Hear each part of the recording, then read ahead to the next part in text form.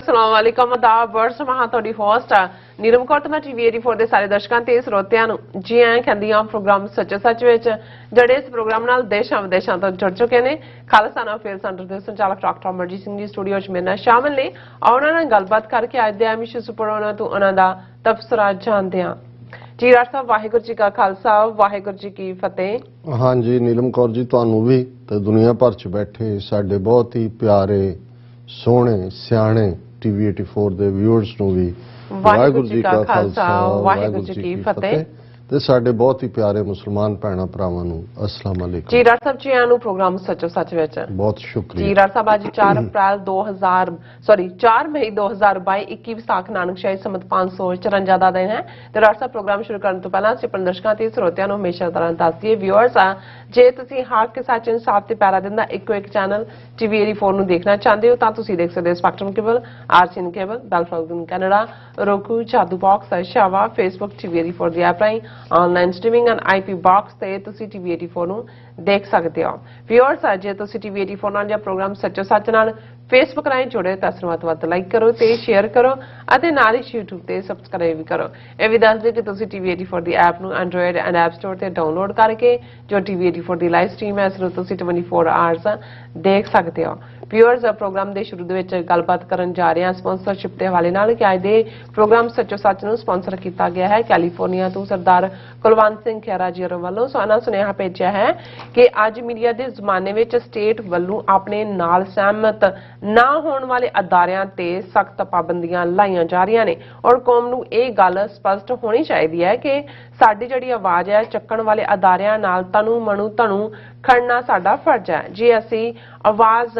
ਹੀ ਦੱਬ ਦਿੱਤੀ ਗਈ ਤਾਂ ਹੋਰ ਕੀ ਕਰ ਸਕਾਂਗੇ ਸੋ ਪੰਥਕ ਨਜ਼ਰੀਆ ਬੁਲੰਦ ਕਰਨ ਲਈ ਟੀਵੀ 84 ਦੀ ਸਮੁੱਚੀ ਟੀਮ ਦਾ ਧੰਨਵਾਦ ਆਓ ਟੀਵੀ 84 ਦੇ ਹੱਥ ਮਜ਼ਬੂਤ ਕਰੀਏ ਸੋ ਅੱਜ ਦੀ ਸਪਾਂਸਰਸ਼ਿਪ ਲਈ ਅਸੀਂ ਸਰਦਾਰ ਕੁਲਵੰਤ ਸਿੰਘ ਖਹਿਰਾ ਜੀ ਹੋਰਾਂ ਦਾ ਤਹਿ ਦਿਲ ਤੋਂ ਧੰਨਵਾਦ ਕਰਦੇ ਹਾਂ ਔਰ ਤੁਹਾਨੂੰ ਵੀ ਅਪੀਲ ਤੇ ਬੇਨਤੀ ਕਰਦੇ ਹਾਂ ਕਿ ਤੁਸੀਂ ਵੀ ਪ੍ਰੋਗਰਾਮ ਸੱਚੋ ਸੱਚ ਨੂੰ ਵੱਧ ਤੋਂ ਵੱਧ ਸਪਾਂਸਰ ਕਰੋ ਸਪਾਂਸਰਸ਼ਿਪ ਲਈ ਤੁਸੀਂ ਸਾਨੂੰ ਕਾਲ ਕਰ ਸਕਦੇ ਹੋ ਸਾਡੇ ਫੋਨ ਨੰਬਰ ਤੇ 5166619184 ਸੇਮ ਨੰਬਰ ਤੇ WhatsApp ਕਰ ਸਕਦੇ ਹੋ ਤੁਸੀਂ ਸਾਨੂੰ ਈਮੇਲ ਵੀ ਕਰ ਸਕਦੇ ਹੋ info@tv84.tv ਤੇ ਸੋ ਵਿਊਅਰਸ ਪਹਿਲੇ ਸੈਗਮੈਂਟ ਦੇ ਵਿੱਚ ਗੱਲਬਾਤ ਕਰਾਂਗੇ ਇਸ ਦੇ ਨਾਲ ਕਨੈਕਟੀਕਟ ਦੀ ਜਿਹੜੀ ਸਟੇਟ ਨੇ ਸਿੱਖ ਕੌਮ ਨੂੰ ਇੱਕ ਹੋਰ ਜਿਹੜਾ ਤੋਹਫਾ ਦਿੱਤਾ ਹੈ ਜਿਹੜੀ ਕਿ ਸਿੱਖਾਂ ਲਈ ਬੜੇ ਹੀ ਮਾਣ ਤੇ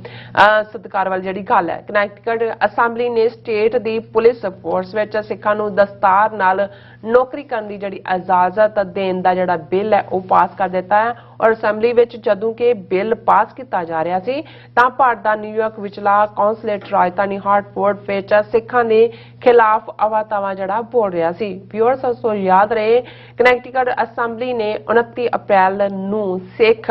ਆਜ਼ਾਦੀ ਦਿਵਸ ਵਜੋਂ ਮਾਨਤਾ ਦਿੱਤੀ ਹੈ ਸੋ ਇਸ ਬਾਰੇ ਆਪਾਂ ਗੱਲਬਾਤ ਕਰਨ ਜਾ ਰਹੇ ਹਾਂ ਸੋ ਅਸੀਂ ਚਾਹਾਂਗੇ ਕਿ ਤੁਸੀਂ ਇਸੇ ਤਰ੍ਹਾਂ ਬਣੇ ਰਹਿਣਾ ਦੇਖਣ ਸੁਣ ਲਈ ਤੁਹਾਡਾ ਸਭ ਦਾ ਬਹੁਤ ਬਹੁਤ ਸ਼ੁਕਰੀਆ ਜੀ ਡਾਕਟਰ ਸਾਹਿਬ ਕੀ ਕਹਿਣਾ ਚਾਹੋਗੇ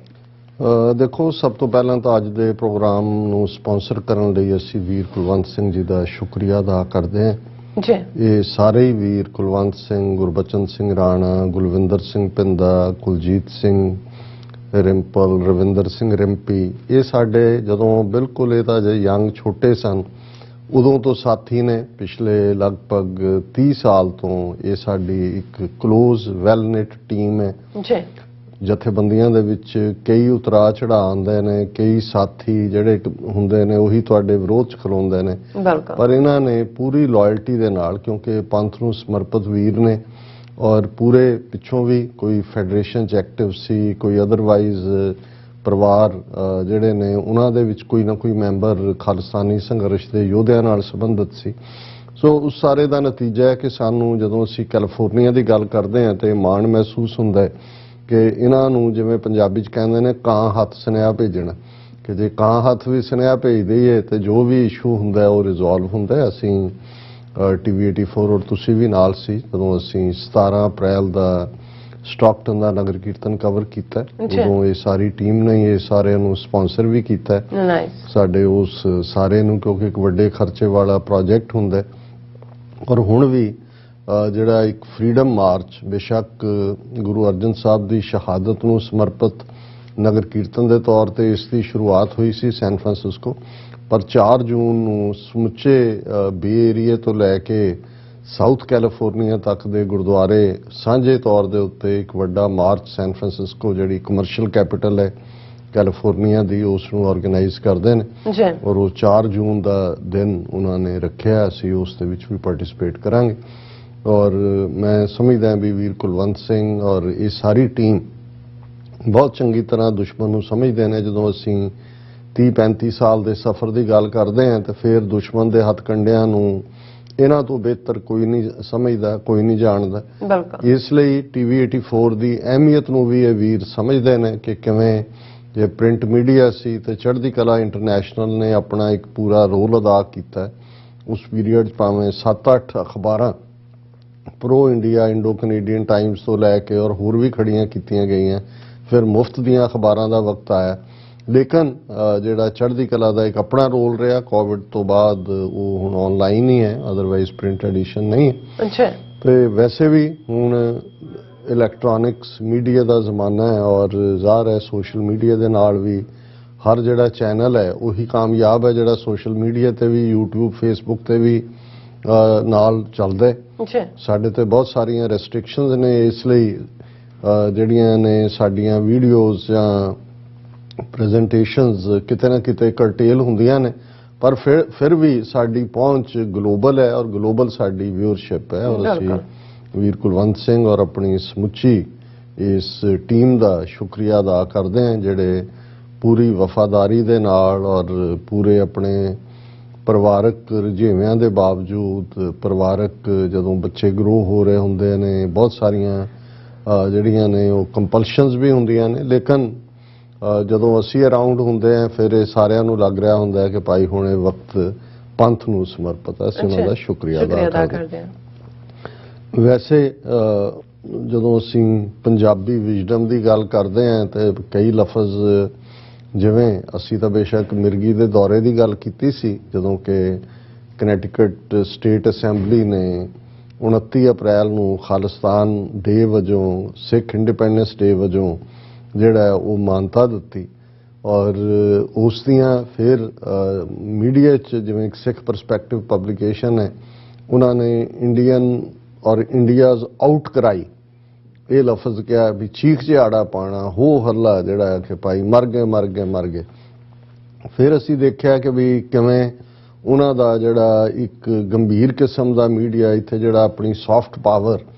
ਗੁਪਚੁਪ ਗ੍ਰੈਵਿਟਾਸ ਜਿਸ ਦਾ ਅਸੀਂ ਜ਼ਿਕਰ ਕੀਤਾ ਸੀ ਔਰ ਮੈਨੂੰ ਕੱਲ ਜਦੋਂ ਮੈਂ ਗ੍ਰੈਵਿਟਾਸ ਦਾ ਵੀ ਜ਼ਿਕਰ ਕਰ ਰਿਹਾ ਸੀ ਤਾਂ ਮੈਨੂੰ ਖਿਆਲ ਆ ਰਿਹਾ ਸੀ ਕਿ 84 ਤੋਂ ਬਾਅਦ 90ਵਿਆਂ ਦੇ ਵਿੱਚ ਇੱਕ ਇਹਨਾਂ ਨੇ ਇਸ ਕਿਸਮ ਦਾ ਹੀ ਗ੍ਰੈਵਿਟਾਸ ਤਾਂ ਹੁਣ ਆਇਆ ਇੱਕ ਜਿਹਨੂੰ LK ਅਡਵਾਨੀ ਦੀ ਡਾਟਰ ਜਿਹੜੀ ਹੈ ਉਹ ਰਨ ਕਰਦੀ ਸੀ ਔਰ ਉਹਦਾ ਮੈਨੂੰ ਨਾਂ ਯਾਦ ਆਇਆ ਲੇਟਰ ਕਿ ਪੰਜਾਬ ਡੇਟਲਾਈਨ ਹੁਣ ਉਦੋਂ ਵੀ 90ਵਿਆਂ ਜਦੋਂ ਮੂਵਮੈਂਟ ਪੰਜਾਬ 'ਚ ਪੂਰੇ ਜ਼ੋਰ ਨਾਲ ਸੀ ਤੇ ਪੰਜਾਬ ਡੇਟਲਾਈਨ ਨਾਂ ਦੇ ਇਸ ਪ੍ਰੋਗਰਾਮ ਰਾਹੀਂ ਜਿਹੜਾ ਬਹੁਤ ਜਿਹੜਾ ਪ੍ਰੋਫੈਸ਼ਨਲ ਸੀ ਜ਼ਬਰਦਸਤ ਉਹਦੀ ਕਵਰੇਜ ਪੰਜਾਬ 'ਚ ਕਿ ਪਾਪੜ ਕਿੱਥੇ ਬਣਦੇ ਨੇ ਖਰਾਦ ਦਾ ਕੰਮ ਕਿੱਥੇ ਪਰ ਅਖੀਰਲੇ 2-4-5 ਮਿੰਟ 'ਚ ਉਹਨਾਂ ਨੇ ਸਾਰੀ ਮੂਵਮੈਂਟ ਨੂੰ ਜਿਹੜਾ ਹੈ ਉਹ ਦਹਿਸ਼ਤਗਰਦੀ ਔਰ ਮੁਲਕ ਨੂੰ ਤੋੜਨ ਵਾਲੇ ਔਰ ਪਾਕਿਸਤਾਨ ਦੇ ਏਜੰਟ ਇਵੇਂ ਪ੍ਰੈਜ਼ੈਂਟ ਕਰਨਾ ਹੁੰਦਾ ਸੀ ਸੋ ਇਹਨਾਂ ਦਾ ਰਿਪਬਲਿਕ ਟੀਵੀ ਤਾਂ ਵੈਸੇ ਹੀ ਗਾਲੀ ਗਲੋਚ ਟੀਵੀ ਹੈ ਅਰਨਾਬ ਗੋਸਵਾਮੀ ਨਾਲ ਜੁੜਿਆ ਹੋਇਆ ਔਰ ਮੋਦੀ ਸਟਾਈਲ ਹੀ ਉਹਨਾਂ ਦਾ ਪ੍ਰਚਾਰ ਹੈ ਪਰ ਜਦੋਂ ਇਹ ਗ੍ਰੈਵਿਟਾਸ ਔਰ ਦੂਸਰੇ ਉਹਨਾਂ ਦੇ ਮੀਡੀਆ ਨੇ ਵੀ ਇਸ ਸਟੋਰੀ ਨੂੰ ਚੁੱਕਿਆ ਔਰ ਇੱਕਦਮ ਜਿਹੜੇ ਨਿਊਯਾਰਕ ਦੇ ਵਿੱਚ ਕੌਂਸਲ ਜਨਰਲ ਨੇ ਇੰਡੀਆ ਦੇ ਬੜਾ ਮਜ਼ਾ ਹੋਇਆ ਇਹ ਵੀ ਡਿਪਲੋਮੈਟ ਹੈ ਪਿਛਲੇ 20 ਸਾਲ ਤੋਂ ਇਸ ਦਾ ਨਾਂ ਜਿਹੜਾ ਹੈ ਉਹ ਰਣਧੀਰ ਜੈਸਵਾਲ ਹੈ ਉਹਦੀ ਇੱਕਦਮ 2 ਪੈਰਾਗ੍ਰਾਫ ਦੀ ਪ੍ਰੈਸ ਰਿਲੀਜ਼ ਆ ਗਈ ਫਿਰ ਇਹ ਵੀ ਖਬਰ ਆਈ ਕਿ ਵੀ ਜੀ 9 ਮਈ ਨੂੰ ਹਾਰਟਫੋਰਡ ਦੇ ਵਿੱਚ ਇੱਕ ਹੋਟਲ 'ਚ ਉਹਨਾਂ ਨੇ ਕੌਂਸਲ ਜਨਰਲ ਨੇ ਜਿਹੜਾ ਆਪਣਾ ਪ੍ਰੋਗਰਾਮ ਰੱਖਿਆ ਕਿ ਜੀ ਜਿਨ੍ਹਾਂ ਨੂੰ ਵੀ ਕੋਈ ਵੀਜ਼ੇ ਦੀ ਤਕਲੀਫ ਹੈ ਪਾਸਪੋਰਟ ਦੀ ਹੈ ਕਿਉਂਕਿ ਇਸ ਗੱਲ ਦਾ ਧਿਆਨ ਰਹੇ ਕਿ ਇਹ ਜਿਹੜਾ ਕਨੈਟੀਕਟ ਦਾ ਜਿਹੜਾ ਨਿਊਯਾਰਕ ਦਾ ਕੌਂਸੂਲੇਟ ਹੈ ਇਹ Connecticut Maine Massachusetts New Hampshire New Jersey New York Ohio Pennsylvania Rhode Island ਤੇ ਵਰਮੌਂਟ ਇਹਨਾਂ ਸਟੇਟਾਂ ਨੂੰ ਕੇਟਰ ਕਰਦਾ ਹੈ ਇਹਨਾਂ ਦੇ ਜਿਹੜੇ ਵੀ ਇੰਡੀਅਨ ਰੈਜ਼ੀਡੈਂਟਸ ਨੇ ਸੋ ਬਾਅਦ 'ਚ ਅਸੀਂ ਜਦੋਂ ਕਨਫਰਮ ਕੀਤਾ ਪਹਿਲਾਂ ਅਸੀਂ ਪਲਾਨ ਕਰ ਰਹੇ ਸੀ ਕਿ ਜੇ 9 ਮਈ ਨੂੰ ਇਹਨਾਂ ਨੇ ਰੱਖਿਆ ਅਸੀਂ ਪੈਰਲਲ ਪ੍ਰੋਟੈਸਟ ਰੱਖੀਏ ਪਰ ਅਸੀਂ ਜਿਵੇਂ ਕਨਫਰਮ ਕੀਤਾ ਵੀ ਇਹ ਪ੍ਰੋਗਰਾਮ ਉਹਨਾਂ ਦਾ ਪਹਿਲਾਂ ਦਾ ਹੀ ਰੱਖਿਆ ਹੋਇਆ ਸੀ। ਸੋ ਸਾਨੂੰ ਇਹ ਲੱਗਾ ਕਿ ਭਾਈ ਇਹਦੇ ਤੇ ਰਿਐਕਟ ਨਹੀਂ ਕਰਨਾ ਚਾਹੀਦਾ, ਪਰ ਇਸ ਤੋਂ ਇੱਕ ਅੰਦਾਜ਼ਾ ਤਾਂ ਜ਼ਰੂਰ ਹੋਇਆ ਕਿ ਵੀ ਇਹਨਾਂ ਦੀ ਜਦੋਂ ਪ੍ਰੈਸ ਰਿਲੀਜ਼ ਆਉਂਦੀ ਹੈ ਇੰਡੀਅਨ ਕੌਂਸਲ ਜਨਰਲ ਦੀ ਕਿ ਇਹ ਕੁਛ ਨਾ ਕੁਛ ਐਗਰੈਸਿਵਲੀ ਕਰਨਗੇ। ਹੁੰਦਾ ਇਹ ਹੈ ਵੀ ਜਿਹੜੇ ਹੁੰਦੇ ਤਾਂ ਇਹ ਵੀ ਇੱਕ ਬਾਬੂ ਕਿਸਮ ਦੇ ਲੋਕ ਨੇ, ਭਾਵੇਂ ਫੋਰਨ ਸਰਵਿਸ 'ਚ ਜਿਹੜਾ ਇਹਨਾਂ ਦਾ ਇੱਕ ਆਪਣਾ ਸਟੇਟਸ ਹੁੰਦਾ ਹੈ, ਡਿਪਲੋਮੈਟਿਕ ਇਮਿਊਨਿਟੀ ਹੁੰਦੀ ਹੈ, ਪਰ ਜਦੋਂ ਹੀ ਇਹ ਖਬਰ ਉੱਥੇ ਪਹੁੰਚੀ ਹੋਏਗੀ, ਉੱਥੇ ਜਿਹੜੇ ਵੱਡੇ ਬਾਬੂ ਇਹਨਾਂ ਦੇ ਬੈਠੇ ਨੇ ਉਹਨਾਂ ਨੇ ਇਹਨੂੰ ਖੜਕਾਇਆ ਹੋਣਾ ਕਿ ਤੇਰੀ ਹਦੂਦ ਦੇ ਵਿੱਚ ਕੀ ਹੋ ਰਿਹਾ, ਤੂੰ ਕਿੱਥੇ ਸੁੱਤਾ ਹੋਇਆ ਹੈ ਔਰ ਤੂੰ ਕੀ ਹੈ, ਕਿਉਂ ਨਹੀਂ ਕੁਝ। ਫਿਰ ਜ਼ਾਹਰ ਹੈ ਵੀ ਪਹਿਲਾ ਕੰਮ ਤਾਂ ਉਹਨੇ ਪ੍ਰੈਸ ਰਿਲੀਜ਼ ਦਿੱਤਾ। ਹੁਣ ਦੂਸਰਾ ਇਹ ਸੀ ਕਿ ਵੀ ਉਹਨਾਂ ਨੂੰ ਹੋਣਾ ਵੀ ਫੌਰਨ ਕਾਰਵਾਈ ਪਾਓ ਵੀ ਕੀ ਕੀਤਾ ਜਾਏ। ਹੁਣ ਹਾਰਟਫੋਰਡ ਕੈਪੀਟਲ ਹੈ ਕਨੈਟੀਕਟ ਦੀ, ਔਰ ਇਹ ਦਿਨ ਨੇ ਪਿਛਲੇ 2-3 ਦਿਨ ਤੋਂ ਬਜਟ ਅਪਰੂਵ ਹੋਣ ਲਈ, ਜਿਹੜਾ ਜਦੋਂ ਬਜਟ ਸੈਸ਼ਨ ਹੁੰਦਾ ਇਹਨਾਂ ਦਾ ਉਦੋਂ ਕਿਸੇ ਕੋਲ ਕੋਈ ਟਾਈਮ ਨਹੀਂ ਹੁੰਦਾ। ਮੈਂ ਈਵਨ US ਕਾਂਗਰਸ ਦੇ ਹਵਾਲੇ ਨਾਲ ਵੀ ਵਾਸ਼ਿੰਗਟਨ DC 'ਚ ਦੇਖਿਆ ਕਿ ਉਦੋਂ ਇੰਨੀਆਂ ਇੰਟੈਂਸ ਡਿਸਕਸ਼ਨਸ ਇਹਨਾਂ ਦੀਆਂ ਚੱਲ ਰਹੀਆਂ ਹੁੰਦੀਆਂ ਕਿ ਉਹਨਾਂ ਦੇ ਘਰ ਦੇ ਵੀ ਆ ਜਾਣ ਤਾਂ 1 ਮਿੰਟ 2 ਮਿੰਟ ਵੀ ਉਹਨਾਂ ਕੋਲ ਦੇਣ ਲਈ ਨਹੀਂ ਹੁੰਦੇ, ਇੰਨਾ ਕੁ ਬਿਜ਼ੀ ਟਾਈਮ ਹੁੰਦਾ। ਹੁਣ ਔਰ ਜਦੋਂ ਤੁਸੀਂ ਆਫੀਸ਼ੀਅਲ ਡਿਗਨਿਟਰੀਜ਼ ਦੀ ਗੱਲ ਕਰਦੇ ਹੋ, ਇੱਕ ਨੋਰਮ ਹੈ, ਅਸੀਂ ਇੱਥੇ ਬਿਨਾਂ ਕਿਸੇ ਨਾਲ ਅਪਾਇੰਟਮੈਂਟ ਬਣਾਏ ਤਾਂ ਜਾ ਕੇ ਵਿੱਚ ਨਹੀਂ ਵੱਜ ਸਕਦੇ, ਲੇਕਿਨ ਕਿੰਨਾ ਪ੍ਰੈਸ਼ਰ ਇਸ ਰਣਧੀਰ ਜੈਸਵਾਲ ਤੇ ਹੋਏਗਾ ਜਾਂ ਕਿੰਨਾ ਮਹਾਮੂਰਖ ਹੈ ਇਹ ਕਿ ਇਹਨੇ ਇਹ ਕੀਤਾ ਕਿ ਵੀ ਹਾਂ ਜੇ ਤੁਹਾਡਾ ਜਿਹੜਾ ਬੰਦਾ ਅਸੈਂਬਲੀ ਜਾਂ ਸੈਨੇਟ 'ਚ ਰਿਪਰੈਜ਼ੈਂਟ ਕਰਦਾ ਹੈ, ਤੁਹਾਡੇ ਹਲਕੇ ਦਾ ਕੋਈ ਜਿਹੜਾ ਅਪਰੋਚ ਕਰੇ ਕਿ ਜੀ ਮੈਂ ਹਾਰਟਫੋਰਡ ਆਇਆ ਹੋਇਆ ਤਾਂ ਮੈਂ ਸਿਰਫ 2 ਮਿੰਟ ਲਈ ਇੱਕ ਗੱਲ ਕਰਨੀ ਚਾਹੁੰਦਾ, ਤੇ ਜਿੰਨਾ ਮਰਜ਼ੀ ਬਿਜ਼ੀ ਜਿਵੇਂ ਚੱਲ ਰਹੇ ਸੀ ਔਰ ਸਪੀਕਰ ਨੇ ਟਾਈਮ ਦੇ ਦਿੱਤਾ, ਇੱਕ ਉਹਨਾਂ ਦੇ ਕੰਸਟੀਚੁਐਂਸੀ ਦਾ ਹੈ। ਔਰ ਇਹ ਐਸੇ ਬੇਈਮਾਨ ਔਰ ਬਿਲਕੁਲ ਇਸ ਦੇ ਖਿਲਾਫ ਅਸੀਂ ਸ਼ਿਕਾਇਤ ਵੀ ਕਰਾਂਗੇ ਕਿ ਭਾਈ ਇਹਨੇ ਪ੍ਰੋਟੋਕਾਲ ਭੰਗ ਕੀਤਾ।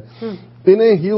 ਜਿਹੜਾ ਰੈਜ਼ੀਡੈਂਟ ਸੀ ਉਸ ਦੀ ਕੰਸਟੀਚੁਐਂਸੀ ਉਹਦੇ ਤੋਂ ਫੋਨ ਕਰਾਇਆ ਸੀ, ਇਹ ਜਾ ਕੇ ਨਾਲ ਵੜ ਗਿਆ, ਉਹਨੇ ਇੰਟਰੋਡਿਊਸ ਕਰਾਇਆ ਕਿ ਜੀ ਇਹ ਸਾਡੇ ਕੌਂਸਲ ਜਨਰਲ ਨੇ ਮਿਸਟਰ ਰਣਧੀਰ ਜੈਸਵਾਲ। ਔਰ ਇਹ ਗੱਲ ਸਪੀਕਰ ਨੇ ਬਾਅਦ 'ਚ, ਕਿਉਂਕਿ ਸਿੱਖ ਨੁਮਾਇੰਦਿਆਂ ਨੂੰ ਵੀ ਸੀ ਵੀ ਇਹਨਾਂ ਨੇ ਕੁਛ ਨਾ ਕੁਛ ਕਰਨਾ ਹੈ, ਪਰ ਇਸ ਨਾਲੋਂ ਵੀ ਜ਼ਿਆਦਾ ਇਹ ਸੀ ਕਿ ਵੀ ਆਲਰੇਡੀ ਹਾਰਟਫੋਰਡ ਦੀ ਅਸੈਂਬਲੀ ਦੇ ਵਿੱਚ ਦਸਤਾਰ ਨਾਲ ਸੰਬੰਧਿਤ ਜਿਹੜਾ ਬਿੱਲ ਹੈ ਉਹ ਪੇਸ਼ ਹੋਣਾ ਸੀ, ਸੋ ਕੁਦਰਤੀ ਸਿੱਖ ਨੁਮਾਇੰਦੇ ਵੀ ਗਏ ਹੋਏ ਸੀ। ਪਰ ਇਹਨੇ ਜਸਵਾਲ ਨੇ ਪੂਰਾ ਜਿਹੜੀ ਨਫ਼ਰਤ ਹੈ ਕਿ ਤੁਸੀਂ ਇਹ ਕਿਵੇਂ ਡਿਕਲੇਅਰ ਕੀਤਾ 29 ਅਪ੍ਰੈਲ ਨੂੰ ਇੰਡੀਪੈਂਡੈਂਸ ਡੇ, ਸਿੱਖਾਂ ਦਾ ਇੰਟਰਫੀਅਰ ਕਰ ਰਹੇ ਹੋ ਤੁਸੀਂ, ਇਹ ਤਾਂ ਦਹਿਸ਼ਤਗਰਦ ਨੇ, ਇਹ ਤਾਂ ਫਲਾਣੇ ਨੇ, ਔਰ ਇਸੇ ਤਰ੍ਹਾਂ ਜਿਹੜੇ ਹੋਰ ਕਿਸੇ ਨਾਲ ਵੀ ਕੀਤਾ ਹੋਏਗਾ। ਪਰ ਸਪੀਕਰ ਨੇ ਕਨਵੇ ਕੀਤਾ ਕਿ ਵੀ ਕਿਸ ਕਿਸਮ ਦਾ ਇਹ ਘਟੀਆ ਰਾਦਰ ਉਹਨੇ ਸਿੱਖ ਨੁਮਾਇੰਦਿਆਂ ਨੂੰ ਨੇ ਅੱਗੋਂ ਕਹਿ ਕੇ ਦੇਖ ਲਓ ਕਿ ਜੇ ਇਹਨਾਂ ਦਾ ਨੁਮਾਇੰਦਾ ਇੱਥੇ ਬੈਠ ਕੇ ਤੁਹਾਡੇ ਨਾਲ ਆ ਕੇ ਇਸ ਕਿਸਮ ਦੀ ਬਦਕਲਾਮੀ ਦੀ ਹਾਲਤ 'ਚ ਗੱਲਬਾਤ ਕਰਦਾ ਤੇ ਜਿੱਥੇ ਇਹਨਾਂ ਦਾ ਰਾਜ ਹੈ ਉੱਥੇ ਕੀ ਕਰਦੇ ਹੋਣਗੇ। ਹੁਣ ਜ਼ਾਹਰ ਹੈ ਕਿ ਵੀ ਇਹਨਾਂ ਨੇ ਆਪਣੀਆਂ ਇੰਟੈਲੀਜੈਂਸ ਏਜੰਸੀਆਂ ਰੱਖੀਆਂ ਹੋਈਆਂ, ਪਰ ਅਸੀਂ ਇਹਨਾਂ ਦੇ ਉੱਤੇ ਹੁਣ ਉਹਦਾ ਟੌਪ ਆਫ ਇਟ ਹੈ, ਸਾਨੂੰ ਪਤਾ ਹੈ ਕਿ ਵੀ ਇਹਨਾਂ ਦੀ ਜਿਹੜੀ ਹੈ ਉਹ ਕੀ ਪੈੜ ਚਾਲ ਕੀ ਹੈ। ਹੁਣ ਇੱਕ ਪਾਸੇ ਉਹ ਆਪਣਾ ਜ਼ਹਿਰ ਜਦੋਂ ਉਗਲ ਰਿਹਾ ਸੀ ਔਰ ਉੱਥੋਂ ਉਹ ਰੁਖਸਤ ਹੋਣ ਤਾਂ ਕਾਰਵਾਈ ਜਾ ਕੇ ਪਾਈ ਹੋਣੀ, ਜੇ ਮੈਂ ਜਾ ਕੇ ਗਿਆ ਮੈਂ ਸਪੀਕਰ ਨੂੰ ਇਹ ਕਿਹਾ, ਮੈਂ ਫਲਾਣੇ ਨੂੰ ਇਹ ਕਿਹਾ, ਲੇਕਿਨ ਜਿਹੜਾ ਇੱਕ ਵੱਡਾ ਮਾਰਕਾ ਇੱਕ ਹੋਰ ਕਨੈਟੀਕਟ ਦੀ ਹਿਸਟਰੀ 'ਚ, ਕਿਉਂਕਿ ਇਸ ਗੱਲ ਦਾ ਧਿਆਨ ਰਹੇ ਕਿ ਅਮਰੀਕਾ ਦੇ ਵਿੱਚ ਬੇਸ਼ੱਕ ਜਦੋਂ ਅਸੀਂ ਫਸਟ ਅਮੈਂਡਮੈਂਟ ਦੀ ਗੱਲ ਕਰਦੇ ਹਾਂ ਉਹਦੇ ਥੱਲੇ ਆਜ਼ਾਦੀ ਹੈ, ਫਰੀडम ਆਫ ਐਕਸਪ੍ਰੈਸ਼ਨ ਦੀ, ਔਰ ਅਮਰੀਕਾ ਦੀਆਂ ਜੜ੍ਹਾਂ ਦੇ ਵਿੱਚ ਜਿਹੜੀ ਫਰੀडम ਆਫ ਰਿਲੀਜਨ ਹੈ ਉਹ ਲਿਖੀ ਹੋਈ ਹੈ, ਕਿਉਂਕਿ ਪਿਲਗ੍ਰਿਮਸ ਹੀ ਆਏ ਜਿਹੜੇ ਰਿਲੀਜੀਅਸਲੀ ਪਰਸੀਕਿਊਟ ਹੋ ਰਹੇ ਸੀ UK ਦੇ ਵਿੱਚ, ਜਿਨ੍ਹਾਂ ਨੇ ਆ ਕੇ ਮੇ ਫਲਾਵਰ ਸ਼ਿਪ ਰਾਹੀਂ ਆਏ ਔਰ ਅਮਰੀਕਾ ਦੇ ਵਿੱਚ ਜੇ ਨਹੀਂ ਰੱਖਣ ਵਾਲੇ ਨੇ ਉਹ ਲੋਕ ਨੇ। ਇਸ ਲਈ ਇਹਨਾਂ ਦੇ ਸਾਰੇ ਹੀ ਅਦਾਰੇ ਜਿਹੜੇ ਨੇ, ਤੁਸੀਂ ਪੈਰੇਡ ਕਰਨੀ ਹੈ ਗੁਰਦੁਆਰਿਆਂ ਦੇ ਮਾਮਲੇ 'ਚ ਕਿਤੇ ਹੈ ਜਾਂ ਦੂਸਰਾ ਹੈ, ਤੁਹਾਨੂੰ ਉਹਨਾਂ ਨੇ ਨਾਨ ਪ੍ਰੋਫਿਟ ਸਟੇਟਸ ਹੈ, ਉਹ ਬੜੇ ਲਿਬਰਲ ਹੁੰਦੇ ਨੇ, ਕਿਉਂਕਿ ਧਰਮ ਦੇ ਮਾਮਲੇ 'ਚ ਅਮਰੀਕਾ ਨੇ ਜਿਹੜਾ, ਹਾਲਾਂਕਿ ਕਾਨੂੰਨਨ ਅਮਰੀਕਾ 'ਚ ਚਰਚ ਔਰ ਸਟੇਟ ਵੱਖੋ ਵੱਖਰੀ ਹੈ, ਪਰ ਉਹ ਬਹੁਤ ਅਕਮੋਡੇਟਿਵ ਹੁੰਦੇ ਨੇ। ਲੇਕਿਨ ਜਿਹੜੀਆਂ ਇਹਨਾਂ ਦੀਆਂ ਇੰਸਟੀਟਿਊਸ਼ਨਸ ਨੇ ਜਿੱਥੇ ਡਿਸਪਲਿਨ, ਸੇਫਟੀ, ਸਿਕਿਉਰਿਟੀ ਦਾ ਮੁੱਦਾ ਆਉਂਦਾ ਹੈ, ਸੇਫਟੀ ਸਿਕਿਉਰਿਟੀ ਨਾਲ ਕੰਪਰੋਮਾਈਜ਼ ਨਹੀਂ ਕਰਦੇ। ਇਸ ਲਈ ਸੇਫਟੀ ਸਿਕਿਉਰਿਟੀ ਦੇ ਐਂਗਲ ਤੋਂ ਜਿਵੇਂ ਜੇ ਹੈਲਮਟ ਨੇ ਸਿਰਾਂ ਦੇ ਉੱਤੇ, ਜਾਂ ਫੌਜ ਜਾਂ ਪੁਲਿਸ ਜਾਂ ਦੂਜਿਆਂ ਦੀ ਆਪਣੀ ਯੂਨੀਫਾਰਮ ਹੈ, ਫਿਰ ਉਹਨਾਂ ਦੀ ਆਪਣੀ ਹਿਸਟਰੀ ਹੈ ਇਹਨਾਂ ਦੀ 100 ਸਾਲ ਦੀ, ਉਹਦੇ ਨਾਲ ਇਹ ਈਜ਼ੀਲੀ ਕੰਪਰੋਮਾਈਜ਼ ਨਹੀਂ ਕਰਦੇ। ਇਹ ਇੱਕ ਔਖੀ ਪ੍ਰੋਸੈਸ ਹੁੰਦੀ ਹੈ। ਇਹੀ ਕਾਰਨ ਹੈ ਕਿ ਬੇਸ਼ੱਕ ਸਿੱਖਾਂ ਨੇ ਇਸ ਮੁਲਕ 'ਚ ਫਸਟ ਵਰਲਡ ਵਾਰ ਵੇਲੇ 1914 ਤੋਂ 1918 ਤੱਕ, ਸੈਕੰਡ ਵਰਲਡ ਵਾਰ 1939 ਤੋਂ 1945 ਤੱਕ ਦਸਤਾਰ ਨਾਲ ਸਰਵ ਕੀਤਾ। ਫਸਟ ਵਰਲਡ ਵਾਰ ਵੇਲੇ ਡਾਕਟਰ ਭਗਤ ਸਿੰਘ ਥਿੰਦ ਜਿਹੜੇ ਨੇ, ਉਹਨਾਂ ਨੇ ਜਿਹਨੂੰ ਅੱਜ ਪਰਪਲ ਹਾਰਟ ਕਿਹਾ ਜਾਂਦਾ ਹੈ ਅਵਾਰਡ, ਉਹ ਵੀ ਉਹਨਾਂ ਨੇ ਜਿੱਤਿਆ। ਲੇਕਿਨ ਸ਼ਾਇਦ ਲੇਟ 70s ਜਾਂ ਦੂਜੇ ਉਹਨਾਂ ਨੇ ਪਾਬੰਦੀ ਲਾ ਦਿੱਤੀ ਕਿ ਜੀ ਸਟ੍ਰਿਕਟ ਡਿਸਪਲਿਨ ਦੇ ਥੱਲੇ ਜਿਹੜੀ ਯੂਨੀਫਾਰਮ ਹੈ, ਸੋ ਜ਼ਾਹਰ ਹੈ ਕਿ ਦਾੜੀ ਰੱਖਣੀ ਜਾਂ ਦਸਤਾਰ ਉਹ ਡਿਸਅਲਾਉ ਹੋਇਆ। ਫਿਰ ਇੱਕ ਲੰਬੀ ਸਟਰਗਲ ਚੱਲੀ ਔਰ ਹੌਲੀ ਹੌਲੀ ਅਸੀਂ ਦੇਖਦੇ ਹਾਂ ਕਿ ਫੌਜ ਦੇ ਵਿੱਚ ਸਿੱਖਾਂ ਨੇ ਉਸ ਹੱਕ ਨੂੰ ਜਿੱਤਿਆ। ਪਰ ਕਿਉਂਕਿ ਇੱਥੇ ਨਹੀਂ ਹੈ ਕਿ ਜਿਹੜੀ ਚੀਜ਼ ਫੈਡਰਲੀ ਆ ਗਈ ਉਹ ਸਟੇਟਾਂ, ਕਿਉਂਕਿ ਸਟੇਟਾਂ ਦੀ ਇੱਕ ਆਪਣੀ ਕਿਸਮ ਦੀ ਇੰਡੀਪੈਂਡੈਂਸ ਹੈ ਔਰ ਜਿਹੜੀ ਸਟੇਟ ਪੁਲਿਸ ਹੈ ਉਹ ਆਪਣੇ ਉਹਨਾਂ ਦੇ ਰੂਲਸ ਐਂਡ ਰੈਗੂਲੇਸ਼ਨਸ ਨੇ, ਉਹ ਫੈਡਰਲ ਦੇ ਥੱਲੇ ਨਹੀਂ ਆਉਂਦੇ। ਇਸੇ ਤਰ੍ਹਾਂ ਫਿਰ ਜਿਹੜੇ ਸ਼ਹਿਰ ਚਲੇ ਜਾਂਦੇ ਨੇ, ਜਿਵੇਂ ਨਾਰਵਿਚ ਹੈ ਜਾਂ ਹਾਰਟਫੋਰਡ ਹੈ, ਜਾਂ ਉਹਨਾਂ ਦੀ ਆਪਣੀ ਸਿਟੀ ਪੁਲਿਸ ਹੈ, ਉਹਨਾਂ ਦਾ ਆਪਣੇ ਕਾਇਦੇ ਕਾਨੂੰਨ ਨੇ। ਸੋ ਇਹ ਜਦੋਂ ਮਿਲਟਰੀ ਤੋਂ ਬਾਅਦ ਦੂਸਰੀ ਵੱਡੀ ਪ੍ਰਾਪਤੀ ਬੇਸ਼ੱਕ LA ਦੇ ਵਿੱਚ ਸਿੱਖ ਪੁਲਿਸ ਦੇ ਵਿੱਚ ਆਪਣੀ ਯੂਨੀਫਾਰਮ ਨਾਲ ਆਏ, ਪਰ ਇਹ ਕ੍ਰੈਡਿਟ ਜਦੋਂ ਅਸੀਂ ਨਿਊਯਾਰਕ ਦੇ ਮੇਅਰ ਦੀ ਗੱਲ ਕਰਦੇ ਹਾਂ, ਬਿਲ ਬਲੈਸੀਓ ਦੀ, ਉਹਨੂੰ ਜਾਂਦਾ ਹੈ, ਕਿਉਂਕਿ ਨਿਊਯਾਰਕ ਦੀ ਜਿਹੜੀ ਪੁਲਿਸ ਫੋਰਸ ਹੈ ਬਹੁਤ ਸਟੈਂਡਰਡ ਔਰ ਆਫ ਕੁਆਲਿਟੀ ਮੰਨੀ ਜਾਂਦੀ ਹੈ। ਹਜ਼ਾਰਾਂ EMPLOYE ਨੇ, ਆਬਾਦੀ ਵੀ ਤੁਸੀਂ ਦੇਖੋ ਵੀ ਵੱਡੇ ਮੁਲਕ ਨਾਲੋਂ ਵੀ ਕਿਸੇ ਨਾਲੋਂ ਵੱਡਾ ਹੈ। ਔਰ ਬਿਲ ਬਲੈਸੀਓ ਦੇ ਪੀਰੀਅਡ 'ਚ ਦਸਤਾਰ ਔਰ ਦਾੜੀ ਦੇ ਨਾਲ ਨਿਊਯਾਰਕ ਪੁਲਿਸ ਫੋਰਸ ਦੇ ਵਿੱਚ ਸਰਵ ਕਰਨ ਦਾ ਹੱਕ ਸਿੱਖਾਂ ਨੂੰ ਮਿਲਿਆ। ਔਰ ਅੱਜ ਇੱਕ ਅੰਦਾਜ਼ੇ ਮੁਤਾਬਕ 150 ਤੋਂ 200 ਤੱਕ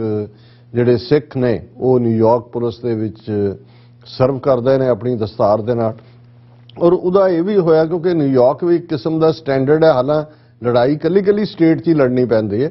ਸੋ ਉਹਦੇ ਥੱਲੇ ਫਿਰ ਇਹ ਸ਼ੁਰੂ ਹੋ ਗਿਆ ਕਿ ਭਾਈ ਹਰ ਥਾਂ ਤੇ ਤੁਸੀਂ ਆਪਣਾ ਜਿਹੜਾ ਇਸ ਹੱਕ ਨੂੰ ਲਓ। ਸੋ ਸਟੇਟ ਆਫ ਕਨੈਟੀਕਟ ਦੇ ਵਿੱਚ ਇਸ ਮੁੱਦੇ ਦੇ ਉੱਤੇ ਲੌਬੀ ਚੱਲ ਰਹੀ ਸੀ ਕਿ ਸਟੇਟ ਪੁਲਿਸ ਦੇ ਵਿੱਚ ਜਿਹੜਾ ਉਹ ਸਿੱਖਾਂ ਨੂੰ ਦਸਤਾਰ ਨਾਲ ਸਰਵ ਕਰਨ ਦਾ ਹੋਏ। ਔਰ ਉਸ ਦੇ ਉੱਤੇ ਆਲਰੇਡੀ ਜਿਹੜੀ ਹੈ ਇੱਕ ਪ੍ਰੋਸੈਸ ਹੁੰਦਾ ਹੈ, ਬਿੱਲ ਪੇਸ਼ ਕੀਤਾ ਜਾਂਦਾ ਹੈ, ਫਿਰ public safety and security council ਉਹ ਦੇਖਦੀ ਹੈ ਕਿ ਭਾਈ ਇਹਦੇ ਨਾਲ ਜਿਹੜਾ ਸਿਕਿਉਰਿਟੀ ਦਾ ਪੈਮਾਨਾ ਹੈ ਉਹਦੇ ਨਾਲ ਕੋਈ ਕੰਪਰੋਮਾਈਜ਼ ਤਾਂ ਨਹੀਂ ਹੁੰਦਾ। ਔਰ ਇਸ ਸਭ ਦੇ ਚੱਲਦੇ ਆ ਫਿਰ ਜੇ ਸੈਨੇਟ ਨੂੰ ਪਾਸ ਕਰਦੀ ਹੈ, ਫਿਰ ਸਟੇਟ ਅਸੈਂਬਲੀ ਦੇ ਕੋਲ ਇਹ ਆਉਂਦਾ ਹੈ, ਸਟੇਟ ਅਸੈਂਬਲੀ 'ਚ ਡਿਸਕਸ ਹੁੰਦਾ ਹੈ,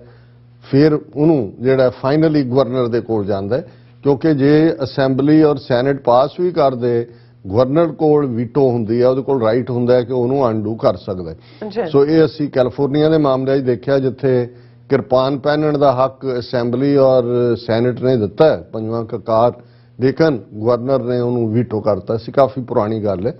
ਹੁਣ ਅਸੀਂ ਇਹ ਜਿਹੜੀ ਕਨੈਟੀਕਟ ਦੀ ਇੱਕ ਹੋਰ ਸਕਸੈਸ ਜਿਸ ਨੂੰ ਕਹਿੰਦੇ ਨੇ ਕਿ ਭਾਈ ਉਹ ਇਹਨਾਂ ਦੇ ਉੱਤੇ ਤਾਂ ਅਜੇ ਉਸ ਸਦਮੇ 'ਚੋਂ ਹੀ ਨਹੀਂ ਸੀ ਉਭਰੇ ਕਿ ਭਾਈ ਇਹ ਸਿੱਖ ਇੰਡੀਪੈਂਡੈਂਸ ਡੇ ਨੂੰ ਮਾਨਤਾ ਦੇ ਦਿੱਤੀ ਔਰ ਇਹ ਤਾਂ ਭਾਰਤ ਦਾ ਤੁਸੀਂ ਮੀਡੀਆ ਦੇਖੋ ਜਾਂ ਕਿਵੇਂ ਹੈ, ਉਹ ਤਾਂ ਇਹ ਧਮਕੀਆਂ ਦੇ ਰਹੇ ਨੇ ਕਿ ਵੀ ਅਸੀਂ ਰਾਜਸਥਾਨ ਅਸੈਂਬਲੀ ਸਾਡੀ ਇਹ ਪਾਸ ਕਰ ਦੇ ਕਿ ਅਸੀਂ ਟੈਕਸਾਸ ਨੂੰ ਮੈਕਸੀਕੋ ਦਾ ਹਿੱਸਾ ਮੰਨਦੇ ਹਾਂ। ਅਸੀਂ ਕਿਹਾ ਜੀ ਕਰੋ ਜੀ, ਸ਼੍ਰੀ ਗਣੇਸ਼ ਕਰੋ, ਸ਼੍ਰੀ ਗਣੇਸ਼ ਕਰੋ, ਇਸ ਨੂੰ ਜ਼ਰੂਰ ਕਰੋ ਤੁਸੀਂ। ਇਹ ਵਾਕਈ ਅਮਰੀਕਾ ਨੂੰ ਕੀ ਹੱਕ ਹੈ ਕਿ ਉਹ ਸਿੱਖਾਂ ਦੀ ਆਜ਼ਾਦੀ ਦੇਣ ਨੂੰ ਕਰੇ? ਤੁਸੀਂ ਇਹ ਮਤਾ ਪਾਸ ਕਰਕੇ ਤੁਸੀਂ ਟੈਕਸਾਸ ਨੂੰ ਜਰਾ ਰਲਾਓ ਮੈਕਸੀਕੋ ਦੇ ਨਾਲ। ਹੁਣ ਅਸੀਂ ਇਹ ਜਿਹੜਾ ਦਸਤਾਰ ਬਿੱਲ, ਜਿਹੜਾ ਜਦੋਂ ਤੁਸੀਂ ਕੋਈ ਵੀ ਬਿੱਲ ਪੇਸ਼ ਹੁੰਦਾ ਹੈ ਉਸ ਦਾ ਨੰਬਰ ਹੁੰਦਾ ਹੈ SB ਬਿੱਲ ਨੰਬਰ 133 ਹੈ ਔਰ ਇਹ ਪਹਿਲਾਂ ਸੈਨੇਟ ਦੇ ਵਿੱਚ ਪੇਸ਼ ਹੋਇਆ। ਔਰ ਟੋਟਲ ਜਿਹੜੀ ਨੇ, ਕਿਉਂਕਿ ਇੱਕ ਗੱਲ ਦਾ ਧਿਆਨ ਰਹੇ, ਜਿਵੇਂ ਫੈਡਰਲ ਦੇ ਵਿੱਚ ਵਾਸ਼ਿੰਗਟਨ DC 'ਚ US ਕਾਂਗਰਸ ਹੈ, ਹਾਊਸ ਆਫ ਰਿਪਰੈਜ਼ੈਂਟੇਟਿਵਸ ਜਿਹਨਾਂ ਨੂੰ ਅਸੀਂ ਕਾਂਗਰਸਮੈਨ ਕਹਿੰਦੇ ਹਾਂ, ਔਰ ਸੈਨੇਟਰ ਨੇ, ਉਹ ਹਰ ਸਟੇਟ 'ਚੋਂ ਦੋ ਨੇ। ਇਵੇਂ ਜਿੰਨੀਆਂ ਅਮਰੀਕਾ ਦੀਆਂ ਸਟੇਟਾਂ ਨੇ ਉਹਨਾਂ ਦੀ ਆਪਣੀ ਅਸੈਂਬਲੀ ਹੈ ਤੇ ਆਪਣੀ ਸੈਨੇਟ ਵੀ ਹੈ, ਔਰ ਉਹ ਸਟੇਟ ਸੈਨੇਟਰ ਉਹਨਾਂ ਨੂੰ ਕਹਿੰਦੇ ਨੇ। ਇੱਕ ਫੈਡਰਲ ਸੈਨੇਟਰ ਨੇ ਔਰ ਇੱਕ ਸਟੇਟ ਸੈਨੇਟਰ ਨੇ। ਸੋ ਇਹ ਜਦੋਂ ਸਟੇਟ ਸੈਨੇਟ ਦੇ ਵਿੱਚ ਪੇਸ਼ ਹੋਇਆ ਬਿੱਲ ਔਰ ਸੈਨੇਟ ਦੇ ਵਿੱਚ 36 ਸੈਨੇਟਰ ਨੇ ਕਨੈਟੀਕਟ ਸਟੇਟ ਦੇ, 36 ਚੋਂ 35 ਸੈਨੇਟਰਸ ਨੇ ਇਸ ਦੇ ਹੱਕ 'ਚ ਵੋਟ ਪਾਈ, ਇੱਕ ਖਿਲਾਫਤ ਸੀ। ਔਰ ਸਭ ਤੋਂ ਪਾਵਰਫੁਲ ਟੈਸਟੀਮਨੀ, ਕਿਉਂਕਿ ਸੈਨੇਟ ਦੇ ਵਿੱਚ ਜਾਣ ਤੋਂ ਪਹਿਲਾਂ VOTING ਦੇ ਜਦੋਂ public safety and security council ਦੇ ਸਾਹਮਣੇ ਪੇਸ਼ ਹੋਇਆ ਤੇ ਇਸ ਦੇ ਹੱਕ ਦੇ ਵਿੱਚ ਕਿ ਭਾਈ ਇਹ ਹੱਕ ਹੈਡ ਕਵਰਿੰਗ ਦਾ ਮਿਲਣਾ ਚਾਹੀਦਾ ਹੈ। ਇਸ ਦੇ ਵਿੱਚ ਜਿਹੜਾ ਮੈਜੋਰਿਟੀ ਲੀਡਰ ਹੈ ਸੈਨੇਟ ਦੇ ਵਿੱਚ ਮਿਸਟਰ ਬੌਬ ਡਫ,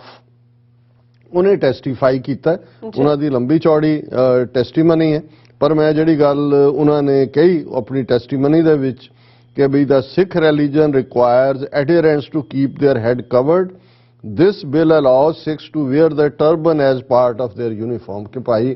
ਸਿੱਖ ਆਪਣਾ ਸਿਰ ਨੰਗਾ ਨਹੀਂ ਰੱਖ ਸਕਦੇ, ਉਹਨਾਂ ਦਾ ਧਰਮ ਇਹ ਕਹਿੰਦਾ ਹੈ ਕਿ ਉਹਨਾਂ ਨੂੰ ਉਹ ਦਸਤਾਰ ਬੰਨਣ, ਔਰ ਇਹ ਬਿੱਲ ਉਹਨੂੰ ਅਲਾਉ ਕਰਦਾ। ਫਿਰ ਸੈਨੇਟਰ ਡਫ ਨੇ ਕਿਹਾ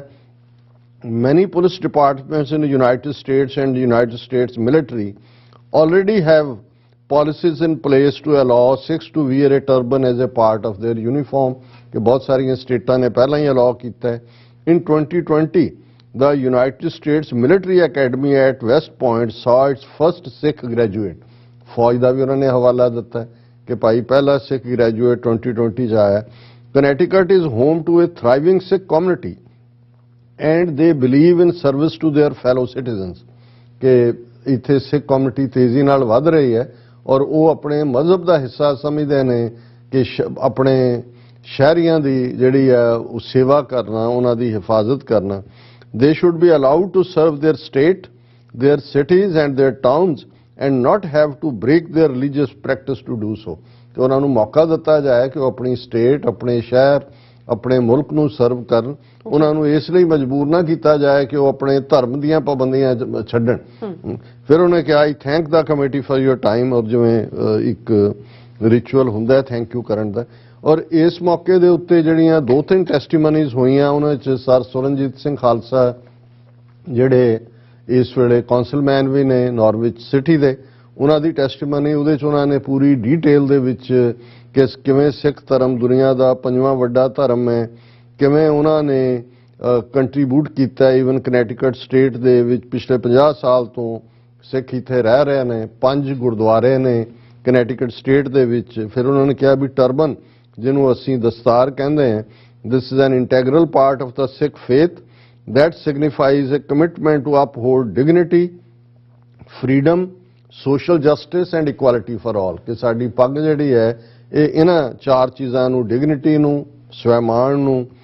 ਆਜ਼ਾਦੀ ਨੂੰ ਔਰ ਸੋਸ਼ਲ ਜਸਟਿਸ, ਸਭ ਦੇ ਲਈ ਇਨਸਾਫ ਔਰ ਇਕੁਆਲਿਟੀ ਫॉर ਆਲ, ਕਿਉਂਕਿ ਅਸੀਂ ਇਹਨਾਂ ਵੈਲਿਊਜ਼ ਦੇ ਧਾਰਨੀ ਹੈ। ਫਿਰ ਉਹਨਾਂ ਨੇ 9/11 ਦਾ ਜ਼ਿਕਰ ਕੀਤਾ ਕਿ ਵੀ ਉਸ ਤੋਂ ਬਾਅਦ ਕਿਵੇਂ ਸਾਡੀ ਦਸਤਾਰ ਕਰਕੇ ਹਜ਼ਾਰਾਂ ਕੇਸਿਸ ਹੀਟ ਕ੍ਰਾਈਮ ਦੇ ਸਿੱਖਾਂ ਦੇ ਖਿਲਾਫ ਹੋਏ। ਫਿਰ ਉਹਨਾਂ ਨੇ ਜਿਹੜਾ ਉਹ ਨਿਊਯਾਰਕ ਪੁਲਿਸ ਡਿਪਾਰਟਮੈਂਟ ਦੀ ਗੱਲ ਕੀਤੀ ਕਿ ਕਿਵੇਂ ਉਹਨਾਂ ਨੇ ਅਲਾਉ ਕੀਤਾ ਪੱਗ ਨਾਲ, ਔਰ ਇਸ ਵੇਲੇ ਸੈਂਕੜੇ ਸਿੱਖ ਜਿਹੜੇ ਨੇ ਉਹ ਸਰਵ ਕਰ ਰਹੇ ਨੇ। ਫਿਰ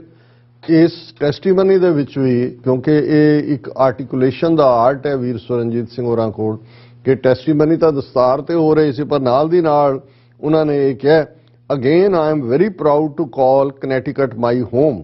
as state of Connecticut is of the few states like California, Pennsylvania, New Jersey who have felt the pain of Sikh nation and also recognized November 1st as Sikh Genocide Remembrance Day at state level, despite of Indian diplomats' effort to sabotage that bill and try to interfere with our state legislation process with misinformation। उन्होंने कहा जी मैं Connecticut ਦਾ ਵਾਸੀ ਹੋਣ ਦੇ ਨਾਤੇ ਸ਼ੁਕਰਗੁਜ਼ਾਰ ਹੈ ਕਿ ਸਟੇਟ ਆਫ ਕਨੈਟੀਕਟ ਨੇ ਪੈਨਸਿਲਵੇਨੀਆ ਔਰ ਨਿਊ ਜਰਸੀ ਵਾਂਗ ਨਵੰਬਰ 80 ਸਿੱਖਾਂ ਦੀ ਪੀੜ ਨੂੰ ਸਮਝਿਆ ਔਰ ਨਵੰਬਰ ਨੂੰ ਜਿਹੜਾ ਉਹਨਾਂ ਨੇ ਸਿੱਖ ਜੈਨੋਸਾਈਡ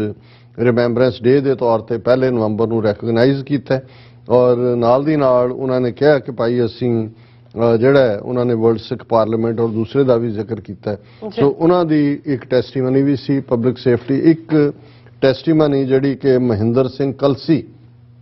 ਉਹਨਾਂ ਨੇ ਜਿਹੜੇ ਇੰਜੀਨੀਅਰ ਨੇ ਔਰ ਸਟੇਟ ਆਫ ਕਨੈਟੀਕਟ 'ਚ ਰਹਿੰਦੇ ਨੇ, ਔਰ ਉਹਦੇ 'ਚ ਉਹਨਾਂ ਨੇ ਕਿਹਾ ਕਿ ਭਾਈ ਕਿਵੇਂ ਸਿੱਖਾਂ ਨੇ ਇਸ ਮੁਲਕ 'ਚ ਡਿਫਰੈਂਟ ਪੋਜੀਸ਼ਨਸ, ਡਾਕਟਰਸ, ਇੰਜੀਨੀਅਰਸ ਉਸ ਦੇ ਤੌਰ ਦੇ ਉੱਤੇ ਸਰਵ ਕੀਤਾ। ਔਰ ਉਹਨਾਂ ਨੇ even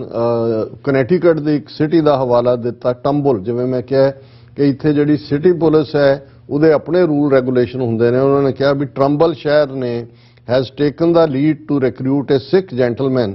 as a member of their police force ਕਿ ਕੱਲਾ ਨਿਊਯਾਰਕ ਨਹੀਂ, ਈਵਨ ਸਾਡੇ ਸਟੇਟ ਦੇ ਸ਼ਹਿਰ ਦੇ ਵਿੱਚ ਵੀ ਔਰ ਇਸ ਸਾਰੇ ਦੇ ਨਾਲ ਉਹਨਾਂ ਨੇ ਸੈਨੇਟਰ ਬੌਬ ਡਫ ਦਾ ਵੀ ਸ਼ੁਕਰੀਆ ਅਦਾ ਕੀਤਾ। ਹੁਣ ਇਹ ਸਾਰੀ, ਕਿਉਂਕਿ ਜਿਵੇਂ ਮੈਂ ਕਿਹਾ ਵੀ ਇਹ ਸੈਨੇਟ ਦੇ ਵਿੱਚ ਆਲਰੇਡੀ ਪਾਸ ਹੋ ਗਿਆ ਸੀ, 36 ਸੈਨੇਟਰਸ ਚੋਂ 35 ਨੇ ਇਹਦੇ ਹੱਕ 'ਚ ਵੋਟ ਪਾਈ ਔਰ ਕਨੈਟੀਕਟ ਸਟੇਟ ਅਸੈਂਬਲੀ ਦੇ ਵਿੱਚ ਕੱਲ ਪੇਸ਼ ਹੋਇਆ, ਕਿਉਂਕਿ ਸੈਨੇਟ ਤੋਂ ਬਾਅਦ ਇਹ ਸਟੇਟ ਅਸੈਂਬਲੀ 'ਚ ਹੋਇਆ ਔਰ ਇਹ ਉਸ ਵੇਲੇ ਹੋਇਆ ਜਦੋਂ ਕਿ ਰਣਧੀਰ ਜੈਸਵਾਲ ਉੱਥੇ ਜਾ ਕੇ ਜਿਹੜਾ ਉਹ ਆਪਣਾ ਅੰਦਰਲਾ ਜ਼ਹਿਰ ਦੱਸ ਰਿਹਾ ਸੀ ਸਪੀਕਰ ਨੂੰ ਔਰ ਦੂਸਰੇ ਨੂੰ, ਉਹ ਪ੍ਰੀਜ਼ਾਈਡ ਕਰ ਰਹੇ ਸੀ। ਔਰ ਇਹ ਇੱਕ ਖੁਸ਼ੀ ਔਰ ਮਾਣ ਵਾਲੀ ਗੱਲ ਹੈ ਕਿ ਇਹ ਜਿਹੜਾ ਐਸਬੀ ਬਿੱਲ ਨੰਬਰ 133 ਹੈ, ਬੀਤੇ ਕੱਲ ਕਨੈਟੀਕਟ ਦੀ ਅਸੈਂਬਲੀ ਦੇ ਵਿੱਚ ਯੂਨੈਨਿਮਸਲੀ, ਸੈਨੇਟ ਦੇ ਵਿੱਚ ਤਾਂ ਫਿਰ ਵੀ ਇੱਕ ਪਤਾ ਨਹੀਂ ਉਹਨੇ ਕਿਉਂ ਵਿਰੋਧ ਵੋਟ ਪਾਈ, ਉਹਦੇ ਕੋਲ ਆਪਣੇ ਰੀਜ਼ਨ ਹੋਣਗੇ, ਲੇਕਿਨ ਸਟੇਟ ਅਸੈਂਬਲੀ ਦੇ ਵਿੱਚ ਕਨੈਟੀਕਟ ਦੇ ਵਿੱਚ ਯੂਨੈਨਿਮਸਲੀ ਕੱਲ ਇਹ ਬਿੱਲ ਜਿਹੜਾ ਹੈ ਉਹ ਪਾਸ ਹੋਇਆ। ਸੋ ਅਸੀਂ ਕਨੈਟੀਕਟ ਸਟੇਟ ਦਾ ਵੀ ਸ਼ੁਕਰੀਆ ਅਦਾ ਕਰਦੇ ਹਾਂ। ਇਸ ਤੋਂ ਵਧੀਆ ਜਵਾਬ ਇੰਡੀਅਨ ਸਿਸਟਮ ਨੂੰ ਹੋਰ ਕੀ ਹੋ ਸਕਦਾ ਹੈ ਕਿ ਭਾਈ ਤੁਸੀਂ ਨਫ਼ਰਤਾਂ ਔਰ ਵੈਰੀਪੁਣੇ ਦੀਆਂ ਸਾਰੀਆਂ ਹੱਦਾਂ ਲੰਘੀਆਂ ਹੋਈਆਂ ਨੇ, ਪਰ ਇਧਰ ਵੀ ਫਿਰ ਗੁਰੂ ਕਾ ਖਾਲਸਾ ਹੈ ਤੇ ਜਹਾਂ ਜਹਾਂ ਖਾਲਸਾ ਜੀ ਸਾਹਿਬ ਤਹਾਂ ਥਾਂ ਰੱਛਿਆ ਰਿਆਇਤ, ਇਹਨਾਂ ਨੂੰ ਭੁੱਲ ਜਾਂਦਾ ਹੈ ਕਿ ਖਾਲਸੇ ਦੇ ਸਿਰ ਤੇ ਅਕਾਲ ਪੁਰਖ ਦੀ ਰੱਛਿਆ, ਪ੍ਰੋਟੈਕਸ਼ਨ ਹੈ, ਰਿਆਇਤ ਹੈ ਔਰ ਜਿਹੜੀ ਖਾਲਸੇ ਦੀ ਵਿਲ ਹੈ ਉਹ ਇਨਡੋਮਿਟੇਬਲ ਹੈ, ਅਨਕੰਕਰੇਬਲ ਹੈ, ਇਨਵਿੰਸੀਬਲ ਹੈ। ਔਰ ਜਿੰਨੀ ਜਲਦੀ ਇਹ ਹਿੰਦੂਤਵੀ ਹਾਕਮ ਇਸ ਗੱਲ ਨੂੰ ਸਮਝ ਲੈਣਗੇ, ਸਮਝ ਆਣਗੇ, ਉਨਾ ਇਹਨਾਂ ਦੇ ਲਈ ਸੌਖਾ ਹੋਏਗਾ। ਅਦਰਵਾਈਜ਼ ਇਹ ਆਪਣੀਆਂ ਨਫ਼ਰਤਾਂ ਫੈਲਾਉਂਦੇ ਰਹਿਣ, ਅਸੀਂ ਆਪਣੇ ਪਿਆਰ ਦਾ ਜਿਹੜਾ ਪ੍ਰਗਟਾਵਾ ਹੈ ਔਰ ਪਿਆਰ, ਸੇਵਾ ਔਰ ਇਨਸਾਨੀਅਤ ਦੇ ਲਈ ਸਾਡਾ ਆਪਣਾ ਆਪਾ ਕੁਰਬਾਨ, ਇਹ ਵੈਲਿਊਜ਼ ਸਿੱਖਾਂ ਨੇ ਆਲਰੇਡੀ ਦੁਨੀਆ ਦੇ ਕੋਨੇ-ਕੋਨੇ 'ਚ ਪਹੁੰਚਾ ਦਿੱਤੀਆਂ। ਜੀ ਡਾਕਟਰ ਸਾਹਿਬ, ਤੁਹਾਡਾ ਬਹੁਤ ਬਹੁਤ ਸ਼ੁਕਰੀਆ, ਤੁਸੀਂ ਆਪਣੇ ਵਿਚਾਰ ਸਾਡੇ ਦਰਸ਼ਕਾਂ ਨਾਲ ਸਾਂਝੇ ਕੀਤੇ ਨੇ। ਸੋ ਇੱਥੇ ਲੈਣੇ ਬ੍ਰੇਕ, ਔਰ ਬ੍ਰੇਕ ਤੇ ਜਾਣ ਤੋਂ ਪਹਿਲਾਂ ਅਸੀਂ ਆਪਣੇ ਦਰਸ਼ਕਾਂ ਤੇ ਸਰੋਤਿਆਂ ਨੂੰ ਅਪੀਲ ਤੇ ਬੇਨਤੀ ਕਰਦੀ ਵਿਊਅਰਸ ਹਾਂ, ਜਿਸ ਤਰ੍ਹਾਂ ਕਿ ਤੁਸੀਂ ਜਾਣਦੇ ਹੋ ਕਿ ਟੀਵੀ 84 ਇੱਕ ਪੰਥਕ ਚੈਨਲ ਹੈ ਔਰ ਟੀਵੀ 84 ਦੀ ਚੜ੍ਹਦੀ ਕਲਾ ਲਈ ਵੱਧ ਤੋਂ ਵੱਧ ਡੋਨੇਟ ਕਰੋ। ਡੋਨੇਟ ਕਰਨ ਲਈ ਸਾਡੀ ਵੈਬਸਾਈਟ tv84.tv ਤੇ ਜਾ ਕੇ ਪੇਪਲ ਦੀ ਵਰਤੋਂ ਕਰਕੇ ਵਨ ਟਾਈਮ ਡੋਨੇਟ ਕਰ ਸਕਦੇ ਹੋ, ਮੰਥਲੀ ਡੋਨੇਟ ਵੀ ਕਰ ਸਕਦੇ ਹੋ। ਤੁਸੀਂ ਟੀਵੀ 84 ਦੇ ਨਾਮ ਤੇ ਚੈੱਕ ਬਣਾ ਕੇ ਸਾਨੂੰ ਮੇਲ ਵੀ ਕਰ ਸਕਦੇ ਹੋ। ਸਾਡੇ ਇਸ ਪਤੇ ਤੇ 36-01 37th Avenue, Long Island City, New York 11101 USA, ਜਾਂ ਫਿਰ ਤੁਸੀਂ ਸਾਨੂੰ ਫੋਨ ਰਾਹੀਂ ਵੀ ਸੰਪਰਕ ਕਰ ਸਕਦੇ ਹੋ ਸਾਡੇ ਫੋਨ ਨੰਬਰ ਤੇ 5166191984। ਤੁਸੀਂ ਸਾਨੂੰ ਈਮੇਲ ਵੀ ਕਰ ਸਕਦੇ ਹੋ info@tv84.tv ਤੇ। ਅਸੀਂ ਤੁਹਾਡੇ ਤਹਿ ਦਿਲ ਤੋਂ ਸ਼ੁਕਰਗੁਜ਼ਾਰ ਹੋਵਾਂਗੇ। ਸੋ ਇੱਥੇ ਲੈਣੇ ਬ੍ਰੇਕ ਵਿਊਅਰਸ, ਤੁਸੀਂ ਸਾਨੂੰ ਇਸ ਤਰ੍ਹਾਂ ਹੀ ਬਣੇ ਰਹਿਣਾ। ਮਿਲਦੇ ਹਾਂ after this short break.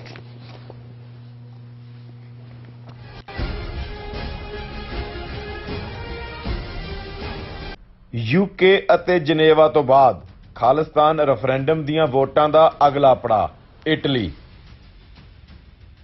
Italy ਵਿੱਚ ਖਾਲਿਸਤਾਨ ਰੈਫਰੈਂਡਮ ਦੀਆਂ ਵੋਟਾਂ ਬ੍ਰੇਸ਼ੀਆ ਦੇ ਬ੍ਰਿਕਸੀਆ ਫੋਰਮ ਵਿੱਚ 8 ਮਈ ਦਿਨ ਐਤਵਾਰ ਨੂੰ ਪੈਣਗੀਆਂ।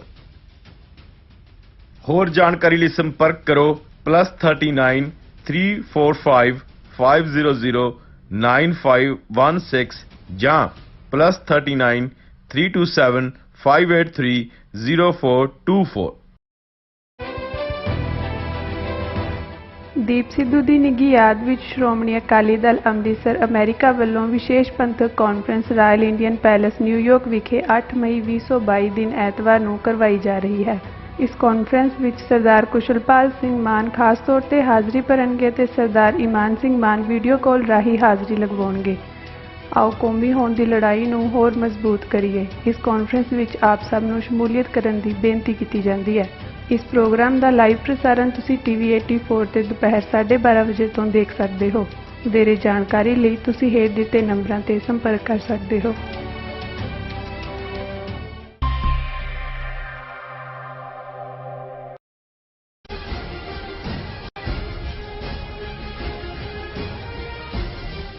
Viewers, welcome back to programme. So viewers, ਦੂਸਰੇ ਸੈਗਮੈਂਟ ਦੇ ਵਿੱਚ ਗੱਲਬਾਤ ਕਰਨ ਜਾ ਰਹੇ ਹਾਂ ਕਿ ਵਰਲਡ ਪ੍ਰੈਸ ਫਰੀडम ਡੇ ਦੇ ਮੌਕੇ ਰਿਪੋਰਟਰ ਵਿਦਆਊਟ ਬਾਰਡਰਸ ਆਰਗੇਨਾਈਜੇਸ਼ਨ ਵੱਲੋਂ ਜਿਹੜੀ ਹੈ ਵਰਾ 2022 ਲਈ ਆਪਣੀ ਰਿਪੋਰਟ ਜਾਰੀ ਕੀਤੀ ਗਈ ਹੈ। ਸੋ 180 ਦੇਸ਼ਾਂ ਦੇ ਕੀਤੇ ਗਏ ਸਰਵੇ ਵਿੱਚ ਭਾਰਤ ਨੂੰ ਪ੍ਰੈਸ ਦੀ ਆਜ਼ਾਦੀ ਲਈ 180 ਦੇਸ਼ਾਂ ਵਿੱਚੋਂ ਸ਼ਰਮਨਾਕ 150ਵੇਂ ਰੈਂਕ ਤੇ ਰੱਖਿਆ ਗਿਆ ਹੈ। ਸੋ ਇਸ ਬਾਰੇ ਆਪਾਂ ਗੱਲਬਾਤ ਕਰਨ ਜਾ ਰਹੇ ਹਾਂ। ਸੋ ਅਸੀਂ ਚਾਹਾਂਗੇ ਕਿ ਤੁਸੀਂ ਇਸੇ ਤਰ੍ਹਾਂ ਹੀ ਬਣੇ ਰਹਿਣਾ। ਦੇਖਣ ਸੁਣਨ ਲਈ ਐਂਡ ਲਿਖਣ ਲਈ ਤੁਹਾਡਾ ਸਭ ਦਾ ਬਹੁਤ ਬਹੁਤ ਸ਼ੁਕਰੀਆ। ਜੀ ਡਾਕਟਰ ਸਾਹਿਬ, ਕੀ ਵਿਚਾਰਾਂ ਨੇ? ਦੇਖੋ ਕੱਲ ਓਪਨਿੰਗ ਸੈਗਮੈਂਟ ਦੇ ਵਿੱਚ ਅਸੀਂ ਪ੍ਰੈਸ ਦੀ ਖਾਸ ਤੌਰ ਤੇ ਅੱਜ ਦੇ ਪੀਰੀਅਡ 'ਚ ਹੁਣ ਤਾਂ ਸੋਸ਼ਲ ਮੀਡੀਆ ਔਰ ਇਲੈਕਟ੍ਰੋਨਿਕ ਮੀਡੀਆ ਇਹ ਸਾਰੇ ਦੀ ਕੀ ਅਹਿਮੀਅਤ ਹੈ ਔਰ 20th ਸੈਂਚੁਰੀ 'ਚ ਕਿਵੇਂ ਮੀਡੀਆ ਦਾ ਇਸਤੇਮਾਲ ਫਾਸ਼ਿਸਟ ਨੇ, ਡਿਕਟੇਟਰਸ ਨੇ, ਨਾਜ਼ੀਆਂ ਨੇ ਆਰਟੀਫੀਸ਼ੀਅਲ ਓਪੀਨੀਅਨ ਮੇਕਿੰਗ ਲਈ ਕੀਤਾ, ਕਿਵੇਂ ਲੋਕਾਂ ਦੇ ਜਿਹਨੂੰ ਬ੍ਰੇਨ ਵਾਸ਼ ਲਫ਼ਜ਼ ਇਸਤੇਮਾਲ ਕੀਤਾ ਜਾਂਦਾ ਕੀਤੇ ਜੀ। ਔਰ ਅੱਜ ਜਦੋਂ ਅਸੀਂ ਦੇਖਦੇ ਹਾਂ ਕਿ ਵੀ ਇਹ ਸਾਰਾ ਕੰਟਰੋਲ ਕਿਸ ਅੰਦਾਜ਼ ਦੇ ਵਿੱਚ ਵੱਡੇ ਵੱਡੇ ਕਾਰਪੋਰੇਟ ਘਰਾਣਿਆਂ ਵੱਲੋਂ ਇੰਟਰਨੈਸ਼ਨਲੀ ਵੀ ਵਿਦਨ ਇੰਡੀਆ ਤਾਂ ਸਾਹਮਣੇ ਆ, ਅੰਬਾਨੀ, ਅਡਾਨੀ, ਪਤੰਜਲੀ ਸਾਰੇ ਕਿਵੇਂ ਉਹਨਾਂ ਨੇ ਜਿਹਨੂੰ ਮਰਜ਼ੀ ਬਿਲਡ ਕਰਨ। ਜਿਵੇਂ ਅੱਜ ਇੱਕ ਟਵੀਟ ਵਾਇਰਲ ਹੋ ਰਿਹਾ ਸੀ, ਉਹਦਾ ਅੰਨਾ ਹਜ਼ਾਰੇ ਬਿਠਾਇਆ ਸੀ ਮੰਜੀ ਤੇ, ਦਿਖਾਇਆ ਕਿ ਵੀ ਇਹ ਦਿੱਲੀ ਦੇ ਵਿੱਚ ਵਾਇਰਸ ਛੱਡ ਕੇ ਆਪ ਆ ਕੇ ਇੱਥੇ ਆਰਾਮ ਨਾਲ ਬੈਠਾ। ਹੁਣ ਜ਼ਾਹਰ ਹੈ ਵੀ ਅੰਨਾ ਹਜ਼ਾਰੇ ਨੂੰ ਕਿਵੇਂ ਇੱਕ ਆਰਡੀਨਰੀ ਬੰਦੇ ਨੂੰ 24/7 ਇਹਨਾਂ ਅਡਾਨੀਆਂ ਅੰਬਾਨੀਆਂ ਦੇ ਮੀਡੀਆ ਨੇ ਮਹਾਤਮਾ ਗਾਂਧੀ ਬਣਾ ਕੇ ਪੇਸ਼ ਕੀਤਾ, ਕਿਉਂਕਿ ਮਨਮੋਹਨ ਸਿੰਘ ਦੀ ਸਰਕਾਰ ਸੀ ਤੇ ਕਰਪਸ਼ਨ ਦੇ ਖਿਲਾਫ ਲੋਕਪਾਲ ਔਰ ਫਲਾਣਾ ਤੇ ਢਿਮਕਾ ਉਹਨੂੰ ਵਰਤ ਕੇ ਆ ਜੋ ਜਿਹੜਾ ਜਿਹਨੂੰ ਕਹਿੰਦੇ ਨੇ ਕਿ ਐਨੋਨਿਮਸ ਜਿਹੜਾ ਉਸ ਹਾਲਤ ਦੇ ਵਿੱਚ ਹੈ ਵੀ ਕਿਸੇ ਨੂੰ ਕੋਈ ਨਹੀਂ ਹੈ, ਉਦੋਂ ਕਿਵੇਂ ਕੀਤਾ। ਸੋ ਇਹ ਮੀਡੀਆ ਦਾ ਕ੍ਰਿਸ਼ਮਾ ਹੈ, ਅਸੀਂ ਅਰਾਊਂਡ ਦਾ ਗਲੋਬ ਦੇਖਦੇ ਹਾਂ ਔਰ ਇਹੀ ਕਾਰਨ ਹੈ। ਬੇਸ਼ੱਕ ਜਦੋਂ ਡੈਮੋਕ੍ਰੇਸੀ ਦੀ ਗੱਲ ਕੀਤੀ ਜਾਂਦੀ ਹੈ ਤੇ ਡੈਮੋਕ੍ਰੇਸੀ ਦੇ ਲੈਜਿਸਲੇਚਰ, ਐਗਜ਼ੈਕਟਿਵ ਔਰ ਜੁਡੀਸ਼ਰੀ 3 ਪਿੱਲਰ ਕਹੇ ਜਾਂਦੇ ਨੇ ਔਰ ਜਿਨ੍ਹਾਂ ਨੇ ਇਸ ਨੂੰ ਡੈਮੋਕ੍ਰੇਸੀ ਦੀ ਪ੍ਰੋਪਰ ਜਿਹੜੀ ਹੈ ਉਸ ਦੀ ਸਾਂਭ ਸੰਭਾਲ ਜਾਂ ਡੈਮੋਕ੍ਰੇਸੀ ਰਹੇ, ਜਿਹਨੂੰ ਕਦੇ ਲਿੰਕਨ ਦੇ ਲਫ਼ਜ਼ of the people, by the people, for the people ਨਾਲ ਕਿਹਾ ਜਾਂਦਾ ਤੇ ਮੀਡੀਆ ਨੂੰ ਐਜ਼ ਏ 4th ਪਿਲਰ ਕਿਹਾ ਜਾਂਦਾ। ਔਰ ਜ਼ਾਹਰ ਹੈ ਕਿ ਵੀ ਜਿੱਥੇ ਤੁਹਾਡੇ ਕੋਲ ਵਿਚਾਰਾਂ ਦੀ ਆਜ਼ਾਦੀ ਹੈ ਔਰ ਅਮਰੀਕਾ ਦੀ ਜਦੋਂ ਅਸੀਂ ਗੱਲ ਕਰਦੇ, ਫਸਟ ਅਮੈਂਡਮੈਂਟ ਇਸ ਲਈ ਅਹਿਮੀਅਤ ਰੱਖਦੀ ਹੈ ਜਿਹਨੇ ਹਰ ਇੱਕ ਨੂੰ ਅਮਰੀਕਾ ਦੇ ਵਿੱਚ ਕੋਈ ਵੀ ਕੁਝ ਵੀ ਕਹਿ ਸਕਦਾ ਹੈ, ਕਰ ਸਕਦਾ ਹੈ। ਜੇ ਅਸੀਂ ਆਪਣੀ ਆਜ਼ਾਦੀ ਦੀ ਗੱਲ ਖੁੱਲ੍ਹ ਨਾਲ ਕਰਦੇ ਤੇ ਇੱਕ ਪਾਸੇ ਉਹੀ ਭਾਰਤ ਜਿਹੜਾ ਆਪਣੇ ਆਪ ਨੂੰ ਲਾਰਜੈਸਟ ਡੈਮੋਕ੍ਰੇਸੀ ਕਹਿੰਦਾ, ਉੱਥੇ ਖਾਲਿਸਤਾਨ ਲਫ਼ਜ਼ ਬੇਸ਼ੱਕ ਉਹਨਾਂ ਦੀ ਸੁਪਰੀਮ ਕੋਰਟ ਕਹਿੰਦੀ ਹੈ ਕਿ ਜੀ ਇਹ ਅਗੇਂਸਟ ਦਾ ਲਾਅ ਨਹੀਂ ਹੈ, ਪਰ ਤੁਸੀਂ ਪੰਜਾਬ ਦੀਆਂ ਜੇਲ੍ਹਾਂ 'ਚ ਦੇਖੋਗੇ ਕਿ ਕਿਵੇਂ ਦਰਜਨਾਂ ਸਿੱਖ ਨੌਜਵਾਨ ਡੱਕੇ ਹੋਏ ਨੇ ਕਿ ਉਹਨਾਂ ਨੇ ਖਾਲਿਸਤਾਨ ਦੇ ਨਾਅਰੇ ਲਾਏ ਜਾਂ ਖਾਲਿਸਤਾਨ ਦਾ ਕੋਈ ਪੋਸਟਰ ਲਾਇਆ ਜਾਂ ਉਹਨਾਂ ਦੇ ਕੋਲੋਂ ਕੋਈ ਖਾਲਿਸਤਾਨ ਜਾਂ ਸਿੱਖ ਇਤਿਹਾਸ ਦੀਆਂ ਕਿਤਾਬਾਂ ਮਿਲੀਆਂ, ਉਮਰ ਕੈਦ ਤੱਕ ਦਿੱਤੀ ਹੋਈ ਹੈ ਉਹਨਾਂ ਦੀਆਂ ਅਦਾਲਤਾਂ ਨੇ। ਸੋ ਇਸ ਤੋਂ ਅੰਦਾਜ਼ਾ ਹੋ ਜਾਂਦਾ ਹੈ ਕਿ ਵੀ ਕਿਵੇਂ ਇੱਕ ਪਾਸੇ ਤਾਂ ਆਪਣਾ ਮੀਡੀਆ ਜਿਹੜਾ ਉਹਨੂੰ ਪ੍ਰਮੋਟ ਕਰਕੇ ਉਹ ਆਰਟੀਫੀਸ਼ੀਅਲ ਓਪੀਨੀਅਨ ਮੇਕਿੰਗ ਕਰਦੇ ਨੇ, ਪਰ ਦੂਸਰੇ ਪਾਸੇ ਸਟੇਟ ਦੀ ਰਿਪਰੈਸ਼ਨ ਉਦੋਂ ਸਾਹਮਣੇ ਆਉਂਦੀ ਹੈ ਜਦੋਂ ਜਿਹੜੀਆਂ ਡਿਸੀਡੈਂਟ ਵੌਇਸਸ ਨੇ, ਜਿਹੜੀਆਂ ਆਵਾਜ਼ਾਂ ਜਾਂ ਜਿਹੜਾ ਮੀਡੀਆ ਉਹਨਾਂ ਦੇ ਨਾਲ ਇਤਫਾਕ ਨਹੀਂ ਕਰਦਾ ਜਾਂ ਹਕੂਮਤ ਨੂੰ ਉਹ ਸਵਾਲ ਪੁੱਛਦੇ ਨੇ, ਹਕੂਮਤ ਦੀਆਂ ਨੀਤੀਆਂ ਦਾ ਕ੍ਰਿਟਿਸਿਜ਼ਮ ਕਰਦੇ ਨੇ। ਇੱਕ ਪਾਰਟ ਤਾਂ ਹੁੰਦਾ ਸੀ ਕਿ ਜੀ ਤੁਸੀਂ ਉਹਨਾਂ ਅਦਾਰਿਆਂ ਦੇ ਇਸ਼ਤਿਹਾਰ ਬੰਦ ਕਰ ਦਿਓ, ਸਰਕਾਰੀ ਇਸ਼ਤਿਹਾਰਾਂ ਦੇ ਸਿਰ ਦੇ ਉੱਤੇ ਬਹੁਤਾ ਮੀਡੀਆ ਚੱਲਦਾ। ਹੁਣ ਤਾਂ ਗੱਲ ਉਸ ਤੋਂ ਅੱਗੇ ਚਲੀ ਗਈ ਕਿ ਭਾਈ ਤੁਸੀਂ ਉਹਨੂੰ ਆਪਣੇ ਗੁੰਡਿਆਂ ਤੋਂ ਕਟਵਾਓ, ਉਸ ਦੇ ਖਿਲਾਫ ਕੇਸ ਰਜਿਸਟਰ ਕਰੋ, ਉਹਨੂੰ ਡੀਫੇਮੇਸ਼ਨ ਦੇ ਥੱਲੇ ਅਦਾਲਤਾਂ 'ਚ ਖਰਾਬ ਕਰੋ ਤੇ ਨਾ ਹੋਏ ਤਾਂ ਫਿਰ ਪਬਲਿਕ ਸੇਫਟੀ ਐਕਟ ਲਾ ਦਿਓ, UAPA ਲਾ ਦਿਓ, ਜੋ ਕਸ਼ਮੀਰ ਦੇ ਜਰਨਲਿਸਟਾਂ ਨਾਲ ਹੋ ਰਿਹਾ, ਜੋ ਪੰਜਾਬ ਦੇ ਵਿੱਚ। ਜਾਂ ਅਸੀਂ ਦੇਖਿਆ ਕਿ ਪੈਗਾਸਸ ਜਿਹੜਾ ਉਹਨਾਂ ਨੇ ਸਪਾਈਵੇਅਰ ਇਜ਼ਰਾਈਲ ਤੋਂ ਖਰੀਦਿਆ ਔਰ ਕਿਵੇਂ ਉਹ ਸਭ ਤੋਂ ਜ਼ਿਆਦਾ ਜਿਹੜਾ ਉਹ ਜਰਨਲਿਸਟਾਂ ਦੇ ਫੋਨਾਂ 'ਚ ਵਾੜਿਆ ਗਿਆ ਵੀ ਤੁਹਾਨੂੰ ਪਤਾ ਹੋਏ ਕਿ ਕੀ ਚੱਲ ਰਿਹਾ ਔਰ ਤੁਸੀਂ ਉਹਦੇ ਮੁਤਾਬਕ ਫਿਰ ਜਿਹੜਾ ਹੈ ਉਹਨਾਂ ਨੂੰ ਕਦੋਂ ਹਰਾਸ ਕਰਨਾ। ਹੁਣ ਇਸ ਸਾਰੇ ਦੇ ਚੱਲਦਿਆਂ ਅਸੀਂ ਇਹ ਦੇਖਦੇ ਹਾਂ ਕਿ ਵੀ ਦੁਨੀਆ ਦੇ ਵਿੱਚ ਜਰਨਲਿਸਟ ਦਾ ਕੰਮ ਐਕਟਿਵਿਸਟ ਨਾਲੋਂ ਵੀ ਕਈ ਹਾਲਤਾਂ ਦੇ ਵਿੱਚ ਖਤਰਨਾਕ ਹੋ ਗਿਆ, ਕਿਉਂਕਿ ਜਿਹੜੇ ਤਾਂ ਐਕਟਿਵਿਸਟ ਨੇ ਕਿਸੇ ਕਾਜ਼ ਦੇ, ਉਹਨਾਂ ਦੇ ਵਿੱਚ ਤਾਂ ਇੱਕ ਆਪਣਾ ਪੈਸ਼ਨ ਹੁੰਦਾ ਹੈ ਜਾਂ ਉਹਨਾਂ ਦਾ ਇੱਕ ਆਪਣਾ ਬਾਇਸ ਵੀ ਤੁਸੀਂ ਕਹਿ ਸਕਦੇ ਹੋ, ਕਿਉਂਕਿ ਉਹ ਜਿਸ ਚੀਜ਼ ਨੂੰ ਮੰਨਦੇ ਨੇ ਉਹ ਉਸ ਦੇ ਉੱਤੇ ਹੀ ਕੰਮ ਕਰ ਰਹੇ ਹੁੰਦੇ ਨੇ। ਲੇਕਿਨ ਜਰਨਲਿਸਟ ਦਾ ਕੰਮ ਤਾਂ ਨਿਰਪੱਖ ਰਿਪੋਰਟਿੰਗ ਹੁੰਦਾ ਹੈ ਕਿ ਬਈ ਉਹਨੇ ਕਿਸੇ ਦਾ ਨਹੀਂ। ਲੇਕਿਨ ਜੇ ਨਿਰਪੱਖ ਰਿਪੋਰਟਿੰਗ ਵਕਤ ਵੇਲੇ ਦੇ ਹਾਕਮਾਂ ਦੇ ਖਿਲਾਫ ਜਾਂਦੀ ਹੈ ਤਾਂ ਉਸ ਆਵਾਜ਼ ਨੂੰ ਉਹ ਕ੍ਰਸ਼ ਕਰਨ ਦੇ ਲਈ ਕਿਸੇ ਹੱਦ ਤੱਕ ਚਲੇ ਜਾਂਦੇ ਨੇ। ਇਸ ਲਈ ਦੁਨੀਆ ਦੇ ਵਿੱਚ ਜਰਨਲਿਸਟਾਂ ਦੇ ਹੱਕਾਂ ਨੂੰ ਪ੍ਰੋਟੈਕਟ ਕਰਨ ਲਈ ਆਰਗੇਨਾਈਜੇਸ਼ਨਸ ਬਣੀਆਂ ਹੋਈਆਂ, ਐਨੂਅਲ ਰਿਪੋਰਟਸ ਜਾਰੀ ਹੁੰਦੀਆਂ ਨੇ, ਇੱਕ ਦਿਨ ਜਿਹੜਾ ਬੀਤਿਆ ਵਰਲਡ ਪ੍ਰੈਸ ਫਰੀडम ਡੇ ਉਹਨੂੰ ਕਿਹਾ ਜਾਂਦਾ, ਉਸ ਤੇ ਚਰਚਾ ਹੁੰਦੀ ਹੈ। ਔਰ ਇੱਕ ਪਾਵਰਫੁਲ ਆਰਗੇਨਾਈਜੇਸ਼ਨ ਜਿਸ ਨੂੰ ਰਿਪੋਰਟਰਸ ਸੈਨ ਬਾਰਡਰਸ ਕਹਿੰਦੇ ਨੇ, ਔਰ ਕਿਉਂਕਿ ਫ੍ਰੈਂਚ ਓਰੀਜਨ ਹੈ ਔਰ ਸੈਨ ਟਰਮ, ਔਰ ਇਸ ਨੂੰ ਰਿਪੋਰਟਰਸ ਵਿਦਆਊਟ ਬਾਰਡਰਸ ਵੀ ਕਹਿੰਦੇ ਨੇ। ਔਰ ਰਿਪੋਰਟਰਸ ਵਿਦਆਊਟ ਬਾਰਡਰਸ ਆਪਣੀ ਐਨੂਅਲ ਰਿਪੋਰਟ ਵੀ ਜਾਰੀ ਕਰਦਾ ਹੈ ਕੰਟਰੀ ਬੇਸਡ। ਜਿਵੇਂ ਅਸੀਂ ਐਮਨੈਸਟੀ ਇੰਟਰਨੈਸ਼ਨਲ ਜਾਂ ਹਿਊਮਨ ਰਾਈਟਸ ਵਾਚ ਜਾਂ USF ਜਾਂ ਸਟੇਟ ਡਿਪਾਰਟਮੈਂਟ ਰਿਪੋਰਟਸ ਦੀ ਗੱਲ ਕਰਦੇ ਹਾਂ, ਉਹਨਾਂ ਦੀ ਓਵਰਆਲ ਰਿਲੀਜੀਅਸ ਫਰੀडम ਦੇ ਉੱਤੇ ਰਿਪੋਰਟਸ ਹੁੰਦੀਆਂ ਨੇ। ਲੇਕਿਨ ਇਹ ਕਿਉਂਕਿ ਜਰਨਲਿਸਟ ਸਪੈਸੀਫਿਕ ਬਾਡੀਜ਼ ਨੇ ਔਰ ਇਹ ਰਿਪੋਰਟਰਸ ਐਂਡ ਬਾਰਡਰਸ, ਸੋ ਇਹ ਦੁਨੀਆ ਦੇ ਵਿੱਚ ਉਸ ਡਾਟੇ ਨੂੰ ਮੋਨੀਟਰ ਕਰਦੇ ਨੇ ਕਿ ਭਾਈ ਉਸ ਮੁਲਕ ਦੇ ਵਿੱਚ ਕਿੰਨੇ ਜਰਨਲਿਸਟ ਮਾਰੇ ਗਏ, ਕਿੰਨਿਆਂ ਨੂੰ ਕੇਸਾਂ 'ਚ ਉਲਝਾਇਆ ਗਿਆ, ਕਿੰਨਿਆਂ ਦੇ ਉੱਤੇ ਹੋਰ ਕੀ ਤਸ਼ੱਦਦ ਕੀਤਾ ਗਿਆ, ਔਰ ਉਸ ਦੇ ਮੁਤਾਬਕ ਫਿਰ ਉਹ ਦੁਨੀਆ ਦੇ ਕਿੰਨੇ ਮੁਲਕ ਨੇ ਜਿੱਥੇ ਕਿ ਮੀਡੀਆ ਫ੍ਰੀ ਹੈ, ਕਿੱਥੇ ਪਾਰਸ਼ਲੀ ਫ੍ਰੀ ਹੈ, ਕਿੱਥੇ ਨਾਟ ਫ੍ਰੀ ਹੈ, ਉਸ ਰਿਪੋਰਟ ਨੂੰ ਤਿਆਰ ਕਰਦੇ ਨੇ। ਔਰ ਅੱਜ ਜਦੋਂ ਅਸੀਂ ਗੱਲ ਕਰ ਰਹੇ ਹਾਂ, ਮੇਰੇ ਸਾਹਮਣੇ ਉਹ ਰਿਪੋਰਟ ਹੈ ਰਿਪੋਰਟਰਸ ਸੈਨ ਬਾਰਡਰਸ ਦੀ, ਜਿਹਦੇ 'ਚ ਉਹਨਾਂ ਨੇ ਦੁਨੀਆ ਦੇ 180 ਦੇਸ਼ਾਂ ਦਾ ਪ੍ਰੈਸ ਫਰੀडम ਇੰਡੈਕਸ, ਉਹਨਾਂ ਦਾ ਇੱਕ ਫਿਰ ਆਪਣਾ ਕ੍ਰਾਈਟੇਰੀਆ ਹੀ ਨਹੀਂ ਕਿ ਵੀ 4 ਖਬਰਾਂ ਇੱਥੋਂ ਉਹਨਾਂ ਨੇ ਦੇਖੀਆਂ 2 ਉੱਥੋਂ ਦੇਖੀਆਂ, ਉਹਨਾਂ ਦਾ ਇੱਕ ਪੂਰਾ ਮੇਸ਼ਰ ਹੁੰਦਾ ਜਿਹਦੇ ਰਾਹੀਂ ਜਦੋਂ ਇੰਡੈਕਸ ਬਣਾਇਆ, ਜਿਵੇਂ ਜੇ ਗਲੋਬਲ ਰਿਪੋਰਟਾਂ ਹਿਊਮਨ ਡਿਵੈਲਪਮੈਂਟ UN ਦੀ ਏਜੰਸੀ ਜਿਹੜੀ ਹੈ ਉਹ ਜਿਹੜੀ ਹੈ ਹੰਗਰ ਇੰਡੈਕਸ ਦਿੰਦੀ ਹੈ। ਇੰਡੈਕਸ ਜਦ ਲਫ਼ਜ਼ ਜਦੋਂ ਆਉਂਦਾ ਹੈ ਤਾਂ ਫਿਰ ਇਸ ਦਾ ਇੱਕ ਪੈਰਾਮੀਟਰ ਹੈ, ਇਸ ਦਾ ਇੱਕ ਪ੍ਰੋਪਰ ਪ੍ਰੋਸੀਜਰ ਹੈ ਜਿਹਦੇ ਰਾਹੀਂ ਇਹ ਰਿਪੋਰਟਸ ਤਿਆਰ ਕੀਤੀਆਂ ਜਾਂਦੀਆਂ। ਔਰ ਇਹਨਾਂ ਦੀ ਆਪਣੀ, ਔਰ ਇਹ ਅੱਜ ਖਬਰ ਤਾਂ ਸਾਰੇ ਇੰਟਰਨੈਸ਼ਨਲ ਮੀਡੀਆ 'ਚ ਹੈ, ਲੇਕਿਨ ਇੰਡੀਆ ਨੇ ਵੀ ਕਿਉਂਕਿ ਇਸ ਕਿਸਮ ਦੀ ਖਬਰ ਜਿਹੜੀ ਸਾਰੇ ਪਾਸੇ ਆ ਜਾਏ ਫਿਰ ਉਹਨਾਂ ਦਾ ਛਾਪਣਾ ਵੀ ਉਹਨਾਂ ਦੀ ਮਜਬੂਰੀ ਬਣ ਜਾਂਦੀ ਹੈ। ਹਿੰਦੁਸਤਾਨ ਟਾਈਮਜ਼ ਨੇ ਛਾਪਿਆ, India falls 8 positions to 150th rank out of 180 countries in RSF Reporters Sans Frontiers 2022 World Press Freedom Index ਕਿ World Press Freedom Index 'ਚ 180 ਮੁਲਕਾਂ ਦਾ ਜਿਹੜਾ ਉਹਨਾਂ ਨੇ ਇੰਡੈਕਸ ਦਿੱਤਾ ਫਰੀडम ਦਾ, ਇੰਡੀਆ 150ਵੇਂ ਤੇ ਹੈ ਔਰ ਇੱਕ ਵਰੇ ਦੇ ਵਿੱਚ ਜਿਹੜਾ ਉਹ 8 ਰੈਂਕ ਥੱਲੇ ਡਿੱਗਿਆ ਹੋਰ। ਸੋ ਜ਼ਾਹਰ ਹੈ ਕਿ ਭਾਈ ਉਸ ਤੋਂ ਪਹਿਲਾਂ ਉਹ 158 ਤੇ ਹੋਏਗਾ ਪਿਛਲੀ ਰਿਪੋਰਟ 2021 ਔਰ ਹੁਣ ਉਹ ਆ ਕੇ ਜਿਹੜਾ 150। ਹੁਣ ਤੁਸੀਂ ਦੇਖੋ ਇੱਕ ਆਮ ਬੰਦੇ ਨੂੰ ਪੁੱਛੋ ਕਿ ਜੀ ਇਹ, ਔਰ ਉਹਨੂੰ ਕਹੋ ਕਿ ਜੀ ਇਹ ਕਲੇਮ ਕਰਦੇ ਨੇ ਵੀ ਅਸੀਂ ਲਾਰਜੈਸਟ ਡੈਮੋਕ੍ਰੇਸੀ ਹੈ ਔਨ ਦਿਸ ਪਲੈਨਟ, ਤੇ ਫਿਰ ਸਵਾਲ ਹੋਏਗਾ ਜੀ ਜੇ ਡੈਮੋਕ੍ਰੇਸੀ 'ਚ ਤਾਂ ਮੀਡੀਆ ਜਿਹੜਾ ਉਹ 4th ਪਿਲਰ ਹੁੰਦਾ, ਤੁਹਾਨੂੰ ਤਾਂ ਇਸ ਇੰਟਰਨੈਸ਼ਨਲ ਰਿਪੋਰਟ ਦੇ ਵਿੱਚ 150ਵੇਂ ਨੰਬਰ ਤੇ ਜਦੋਂ ਤੁਸੀਂ ਸ਼ਰਮਨਾਕ ਲਫ਼ਜ਼ ਤੁਸੀਂ ਕਿਹਾ, ਬਿਲਕੁਲ ਠੀਕ ਹੈ ਕਿ ਵਾਟ ਇਜ਼ ਸ਼ੇਮ। ਇਹ ਇਦਾਂ ਦੀ ਇਹਦੇ ਤੋਂ ਤਾਂ ਕਈ ਜਿਹੜੀਆਂ ਨੇ, ਈਵਨ ਨੇਪਾਲ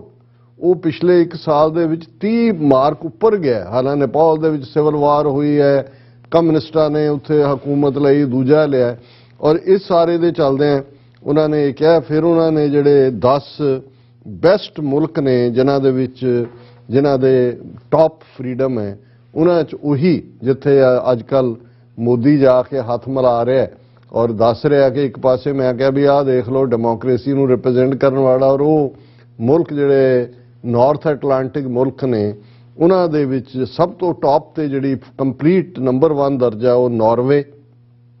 ਫਿਰ ਡੈਨਮਾਰਕ, ਫਿਰ ਸਵੀਡਨ ਔਰ ਫਿਨਲੈਂਡ। ਇਹ ਨੇ ਸਾਰੇ ਜਿਨ੍ਹਾਂ ਨੂੰ ਨਾਰਥ ਐਟਲਾਂਟਿਕ ਕੰਟਰੀਜ਼ ਕਹਿੰਦੇ ਨੇ, ਨਾਰਡਿਕ ਕੰਟਰੀਜ਼ ਵੀ ਕਿਹਾ ਜਾਂਦਾ। ਔਰ ਇਹਨਾਂ ਦੇ ਵਿੱਚ ਲਾਈਫ ਵੀ ਲੋਕ ਜ਼ਿਆਦਾ ਖੁਸ਼ ਨੇ, ਲਿਬਰਟੀਜ਼ ਵੀ ਨੇ ਔਰ ਬਹੁਤ ਆਜ਼ਾਦੀਆਂ ਨੇ, ਬਹੁਤ ਜ਼ਿਆਦਾ ਡਿਵੈਲਪਮੈਂਟ ਹੈ, ਸੋਸ਼ਲ ਸਿਸਟਮ ਬਹੁਤ ਵਧੀਆ ਹੈ। ਔਰ ਇਸ ਕਰਕੇ ਜਦੋਂ ਤੁਹਾਡੇ ਕੋਲ ਸਿਸਟਮ ਵਧੀਆ ਹੈ ਤੇ ਤੁਹਾਨੂੰ ਕੋਈ ਚੀਜ਼ ਲੁਕਾਉਣ ਦੀ ਲੋੜ ਨਹੀਂ ਹੈ, ਤੁਹਾਨੂੰ ਸੁਪਰੈਸ਼ਨ ਜਾਂ ਰਿਪਰੈਸ਼ਨ ਦੀ ਲੋੜ ਨਹੀਂ ਹੈ। ਸੋ ਇਹ ਜਿਹੜੇ ਨੇ, ਔਰ ਮੈਂ ਹੈਰਾਨ ਸੀ ਐਸਟੋਨੀਆ, ਹੁਣ ਸੋਵੀਅਤ ਯੂਨੀਅਨ ਨਾਲੋਂ ਜਿਹੜੇ 15 ਸਟੇਟਾਂ ਟੁੱਟੀਆਂ, ਉਹ ਜਿਹੜੇ ਮੁਲਕ ਬਣੇ ਉਹਨਾਂ 'ਚ ਲਿਥੁਆਨੀਆ, ਲਾਤਵੀਆ, ਐਸਟੋਨੀਆ ਸੀ। ਬਾਲਟਿਕ ਸਟੇਟਾਂ ਦੇ ਹਵਾਲੇ ਨਾਲ ਗੱਲ ਕਰਦੇ, ਐਸਟੋਨੀਆ ਜਿਹੜਾ ਉਹ 4ਥੇ ਨੰਬਰ ਤੇ ਹੈ ਇਹ ਸਾਰੇ ਦੇ ਵਿੱਚ। ਫਿਰ ਆਇਰਲੈਂਡ, ਪੁਰਤਗਾਲ, ਮੈਨੂੰ ਨਹੀਂ ਸੀ ਅੰਦਾਜ਼ਾ ਕਿ ਪੁਰਤਗਾਲ ਵਰਗਾ ਮੁਲਕ ਜਿਹੜਾ, ਔਰ ਫਿਰ ਮੈਨੂੰ ਸਮਝ ਆਈ ਕਿ ਜੇ ਪਰਮਜੀਤ ਸਿੰਘ ਪੰਮਾ ਜਿਹੜੇ ਪੁਰਤਗਾਲ ਗਏ ਔਰ ਉਹਨਾਂ ਨੂੰ ਕਿਵੇਂ ਇੰਡੀਅਨ ਪੁਲਿਸ ਔਰ ਉਹਨਾਂ ਦੀ ਗਵਰਨਮੈਂਟ ਉੱਥੋਂ ਲਿਜਾਣਾ ਚਾਹੁੰਦੀ ਸੀ ਔਰ ਉੱਥੇ ਪਹੁੰਚ ਗਏ ਔਰ ਕਿਵੇਂ ਉਹਨਾਂ ਨੇ ਆਪਣਾ ਕੇਸ ਜਿੱਤਿਆ। ਇਹ ਸੰਭਵ ਵੀ ਤਾਂ ਸੀ ਕਿ ਪੁਰਤਗਾਲ ਦੀ ਸੁਸਾਇਟੀ ਦੇ ਵਿੱਚ ਬਾਹਰਲੀ ਦਖਲਅੰਦਾਜ਼ੀ ਨਹੀਂ ਹੈ, ਸਿਆਸੀ ਦਖਲਅੰਦਾਜ਼ੀ ਨਹੀਂ ਹੈ ਔਰ ਉਹਨਾਂ ਨੇ ਮੂੰਹ ਮੂੰਹ ਸੁੱਟਿਆ ਇੰਡੀਅਨ ਕੇਸ ਨੂੰ ਔਰ ਪਰਮਜੀਤ ਸਿੰਘ ਪੰਮਾ ਜਿਹੜੇ ਨੇ ਉਹ ਫਰੀडम ਦੇ ਨਾਲ ਵਾਪਸ ਆਏ ਔਰ ਇਸ ਵੇਲੇ ਉਹ ਸਿੱਖਸ ਫਾਰ ਜਸਟਿਸ ਦੇ ਮੇਨ ਐਕਟਿਵਿਸਟ ਨੇ ਯੂਕੇ ਦੇ ਵਿੱਚ ਖਾਲਿਸਤਾਨ ਦੀ ਆਜ਼ਾਦੀ ਦੇ। ਫਿਰ ਕੋਸਟਾ ਰੀਕਾ, ਈਵਨ ਲਿਥੁਆਨੀਆ ਜਿਹੜਾ ਮੈਂ ਬਾਲਟਿਕ ਸਟੇਟਾਂ ਦੀ ਗੱਲ ਕੀਤੀ ਹੈ ਉਸ ਦਾ ਵੀ ਜਿਹੜਾ ਰੁਤਬਾ ਹੈ ਉਹ 28ਵੇਂ ਜਿਹੜਾ ਉਹ ਰੈਂਕ 9ਵੇਂ ਨੰਬਰ ਤੇ ਹੈ ਔਰ ਲਾਈਚੈਂਸਨ ਜਿਹੜਾ ਉਹ 10ਵੇਂ ਤੇ ਹੈ। ਸੋ ਜ਼ਾਹਰ ਹੈ ਕਿ ਵੀ ਇਹ ਅਸੀਂ ਬੈਸਟ ਦੀ ਗੱਲ ਕੀਤੀ ਹੈ ਔਰ ਇਹ ਸਾਰੇ ਦੇ ਨਾਲ ਜੇ ਅਸੀਂ ਅਦਰਵਾਈਜ਼ ਦੇਖੀਏ ਕਿ ਭਾਈ ਕਿਵੇਂ ਉਹਨਾਂ ਦੇ ਵਰਸਟ ਰੈਂਕਿੰਗਸ ਦੇ ਵਿੱਚ ਕੀ ਜਾਂਦਾ ਹੈ ਔਰ ਫਿਰ ਬੈਸਟ ਜਿਹੜਾ ਵਰਸਟ ਦੇ ਵਿੱਚ ਜਿਹੜੇ ਆ ਜਾਂਦੇ ਨੇ ਉਹਨਾਂ ਦੇ ਵਿੱਚ ਸੀਰੀਅਨ ਅਰਬ ਰਿਪਬਲਿਕ ਹੈ 171ਵੇਂ ਨੰਬਰ ਤੇ, ਇਰਾਕ ਹੈ 172ਵੇਂ, क्यूबा 173वें, वियतनाम 174वें नंबर ते है,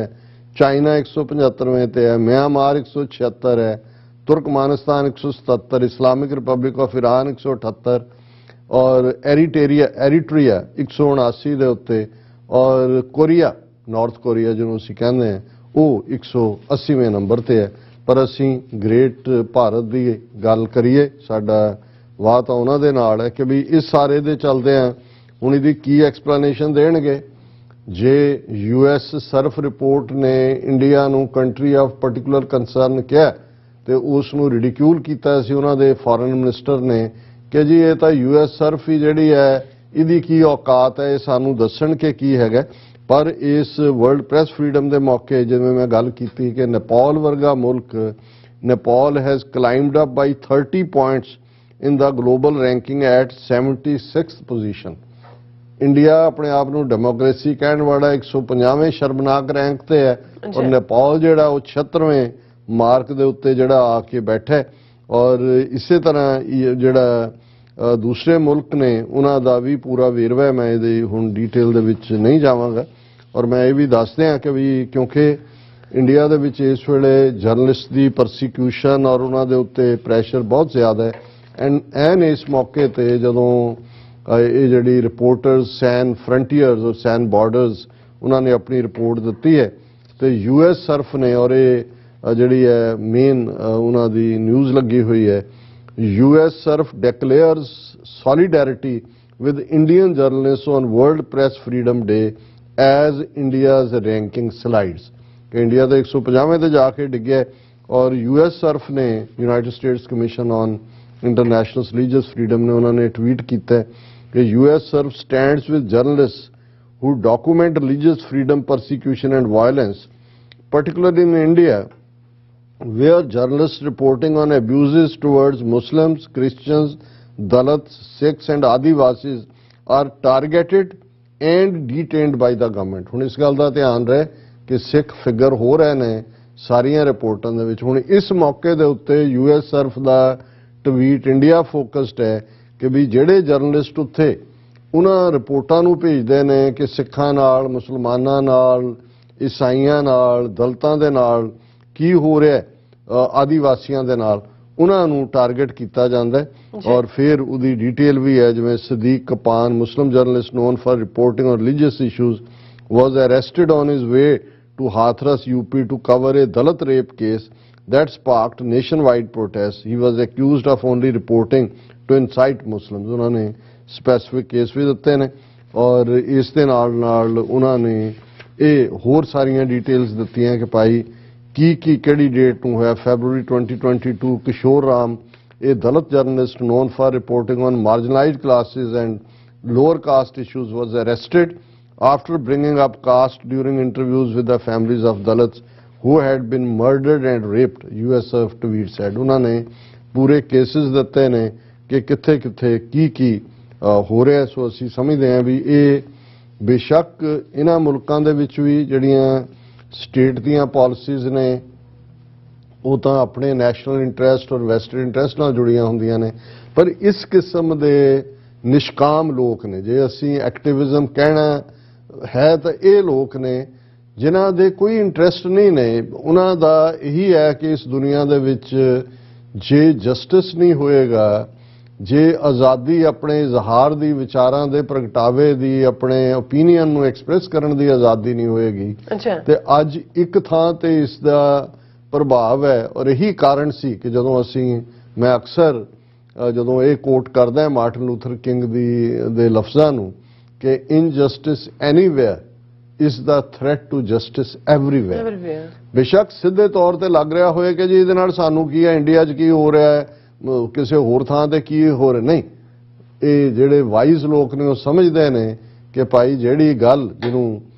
ਕਬੀਰ ਸਾਹਿਬ ਨੇ ਫਰਮਾਇਆ ਸੀ ਕਿ ਜੋ ਪਾੜੋਸੀ ਕੇ ਹੁਆ ਤੂੰ ਆਪਣੇ ਹੀ ਜਾਣ, ਕਿ ਜਿਹੜਾ ਗਵਾਂਢੀ ਦੇ ਨਾਲ ਹੋਇਆ ਉਹ ਸਮਝ ਤੇਰੇ ਨਾਲ ਹੋਇਆ। ਕਿਉਂਕਿ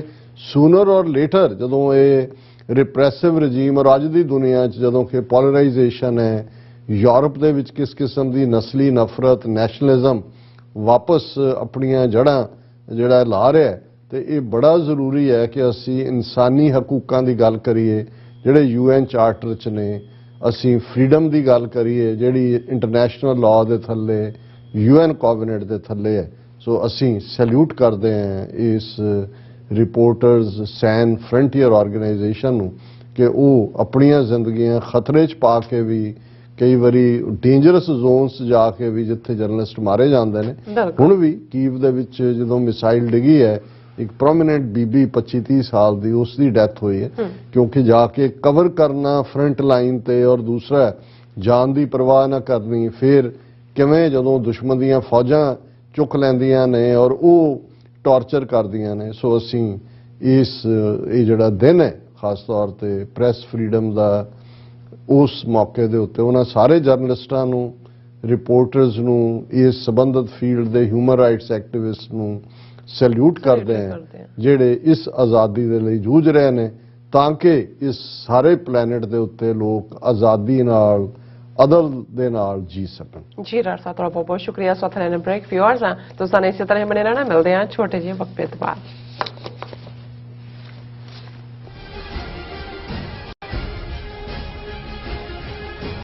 UK ਅਤੇ ਜਨੇਵਾ ਤੋਂ ਬਾਅਦ ਖਾਲਿਸਤਾਨ ਰੈਫਰੈਂਡਮ ਦੀਆਂ ਵੋਟਾਂ ਦਾ ਅਗਲਾ ਪੜਾਅ ਇਟਲੀ।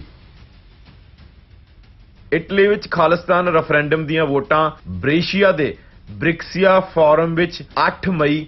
ਦਿਨ ਐਤਵਾਰ ਨੂੰ ਪੈਣਗੀਆਂ। ਹੋਰ ਜਾਣਕਾਰੀ ਲਈ ਸੰਪਰਕ ਕਰੋ +39 345 500 9516 ਜਾਂ +39 327 583 0424। ਦੀਪ ਸਿੱਧੂ ਦੀ ਨਿੱਘੀ ਯਾਦ ਵਿੱਚ ਸ਼੍ਰੋਮਣੀ ਅਕਾਲੀ ਦਲ ਅੰਮ੍ਰਿਤਸਰ ਅਮਰੀਕਾ ਵੱਲੋਂ ਵਿਸ਼ੇਸ਼ ਪੰਥਕ conference royal Indian palace New York ਵਿਖੇ 8 ਮਈ 2022 ਦਿਨ ਐਤਵਾਰ ਨੂੰ ਕਰਵਾਈ ਜਾ ਰਹੀ ਹੈ। ਇਸ ਕਾਨਫਰੰਸ ਵਿੱਚ ਸਰਦਾਰ ਕੁਸ਼ਲਪਾਲ ਸਿੰਘ ਮਾਨ ਖਾਸ ਤੌਰ ਤੇ ਹਾਜ਼ਰੀ ਭਰਨਗੇ ਤੇ ਸਰਦਾਰ ਇਮਾਨ ਸਿੰਘ ਮਾਨ ਵੀਡੀਓ ਕਾਲ ਰਾਹੀਂ ਹਾਜ਼ਰੀ ਲਗਵਾਉਣਗੇ। ਆਓ ਕੌਮੀ ਹੋਂਦ ਦੀ ਲੜਾਈ ਨੂੰ ਹੋਰ ਮਜ਼ਬੂਤ ਕਰੀਏ। ਇਸ ਕਾਨਫਰੰਸ ਵਿੱਚ ਆਪ ਸਭ ਨੂੰ ਸ਼ਮੂਲੀਅਤ ਕਰਨ ਦੀ ਬੇਨਤੀ ਕੀਤੀ ਜਾਂਦੀ ਹੈ। ਇਸ ਪ੍ਰੋਗਰਾਮ ਦਾ ਲਾਈਵ ਪ੍ਰਸਾਰਣ ਤੁਸੀਂ TV 84 ਤੇ ਦੁਪਹਿਰ 12:30 ਵਜੇ ਤੋਂ ਦੇਖ ਸਕਦੇ ਹੋ। ਵਧੇਰੇ ਜਾਣਕਾਰੀ ਲਈ ਤੁਸੀਂ ਹੇਠ ਦਿੱਤੇ ਨੰਬਰਾਂ ਤੇ ਸੰਪਰਕ ਕਰ ਸਕਦੇ ਹੋ।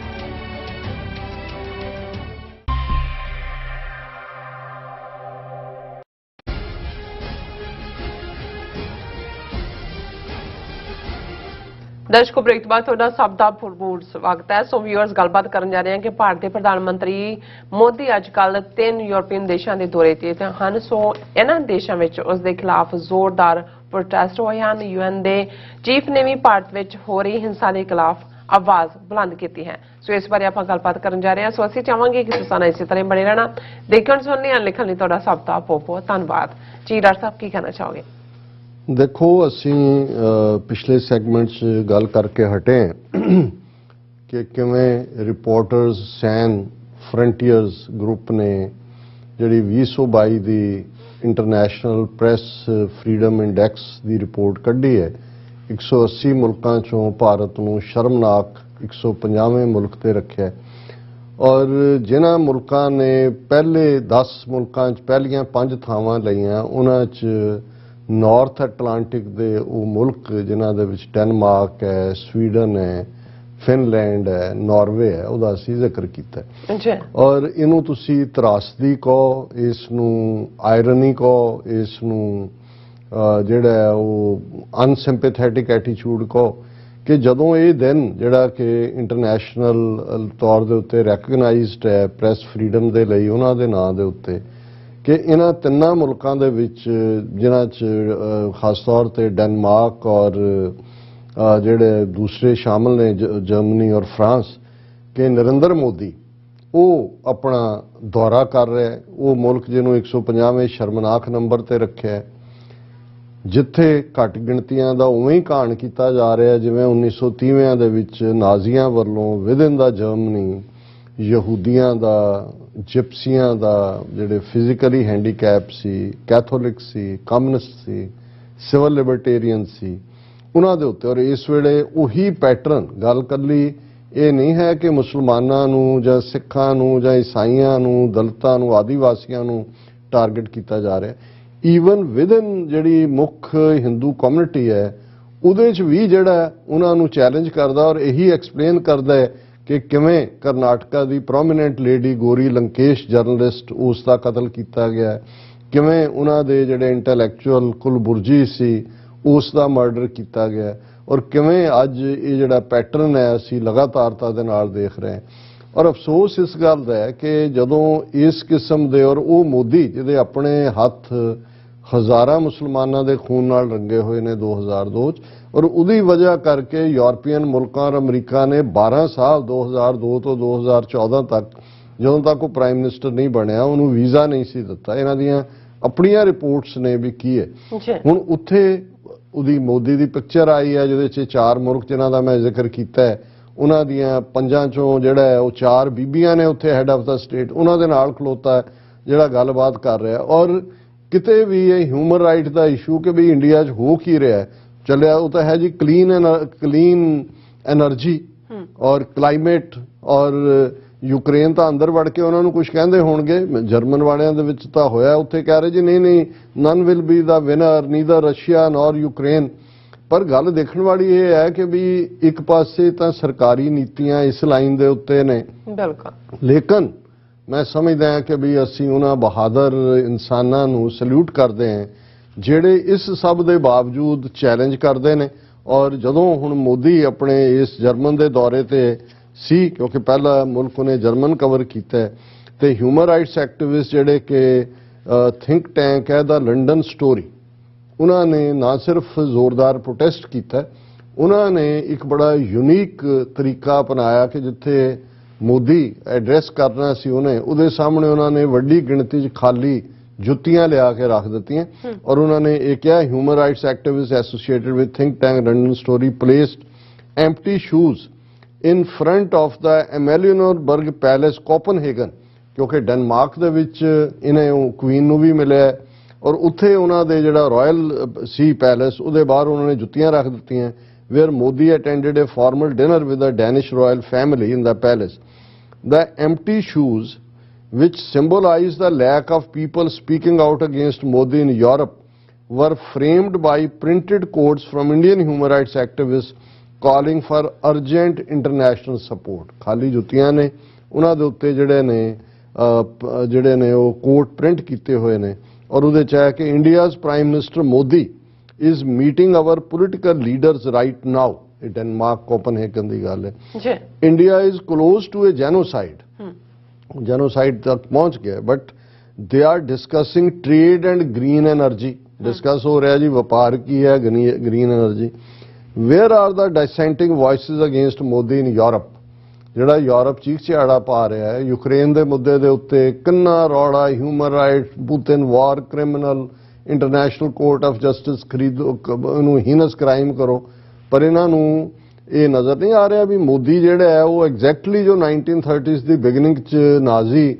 ਜਰਮਨੀ 'ਚ ਕਰ ਰਹੇ ਸੀ ਜਾਂ ਮਸੋਲਿਨੀ ਇਟਲੀ 'ਚ ਕਰ ਰਿਹਾ ਸੀ ਫਾਸ਼ਿਸਟ, ਉਹੀ ਇਹ ਫਾਸ਼ਿਸਟ ਕਰ ਰਿਹਾ, ਹਿੰਦੂਤਵੀ ਗੁੰਡਾ। ਲੇਕਿਨ ਇਸ ਦੇ ਉੱਤੇ ਉਹਨਾਂ ਨੇ ਅੱਖਾਂ ਬੰਦ ਕੀਤੀਆਂ ਹੋਈਆਂ ਨੇ। But they are discussing trade and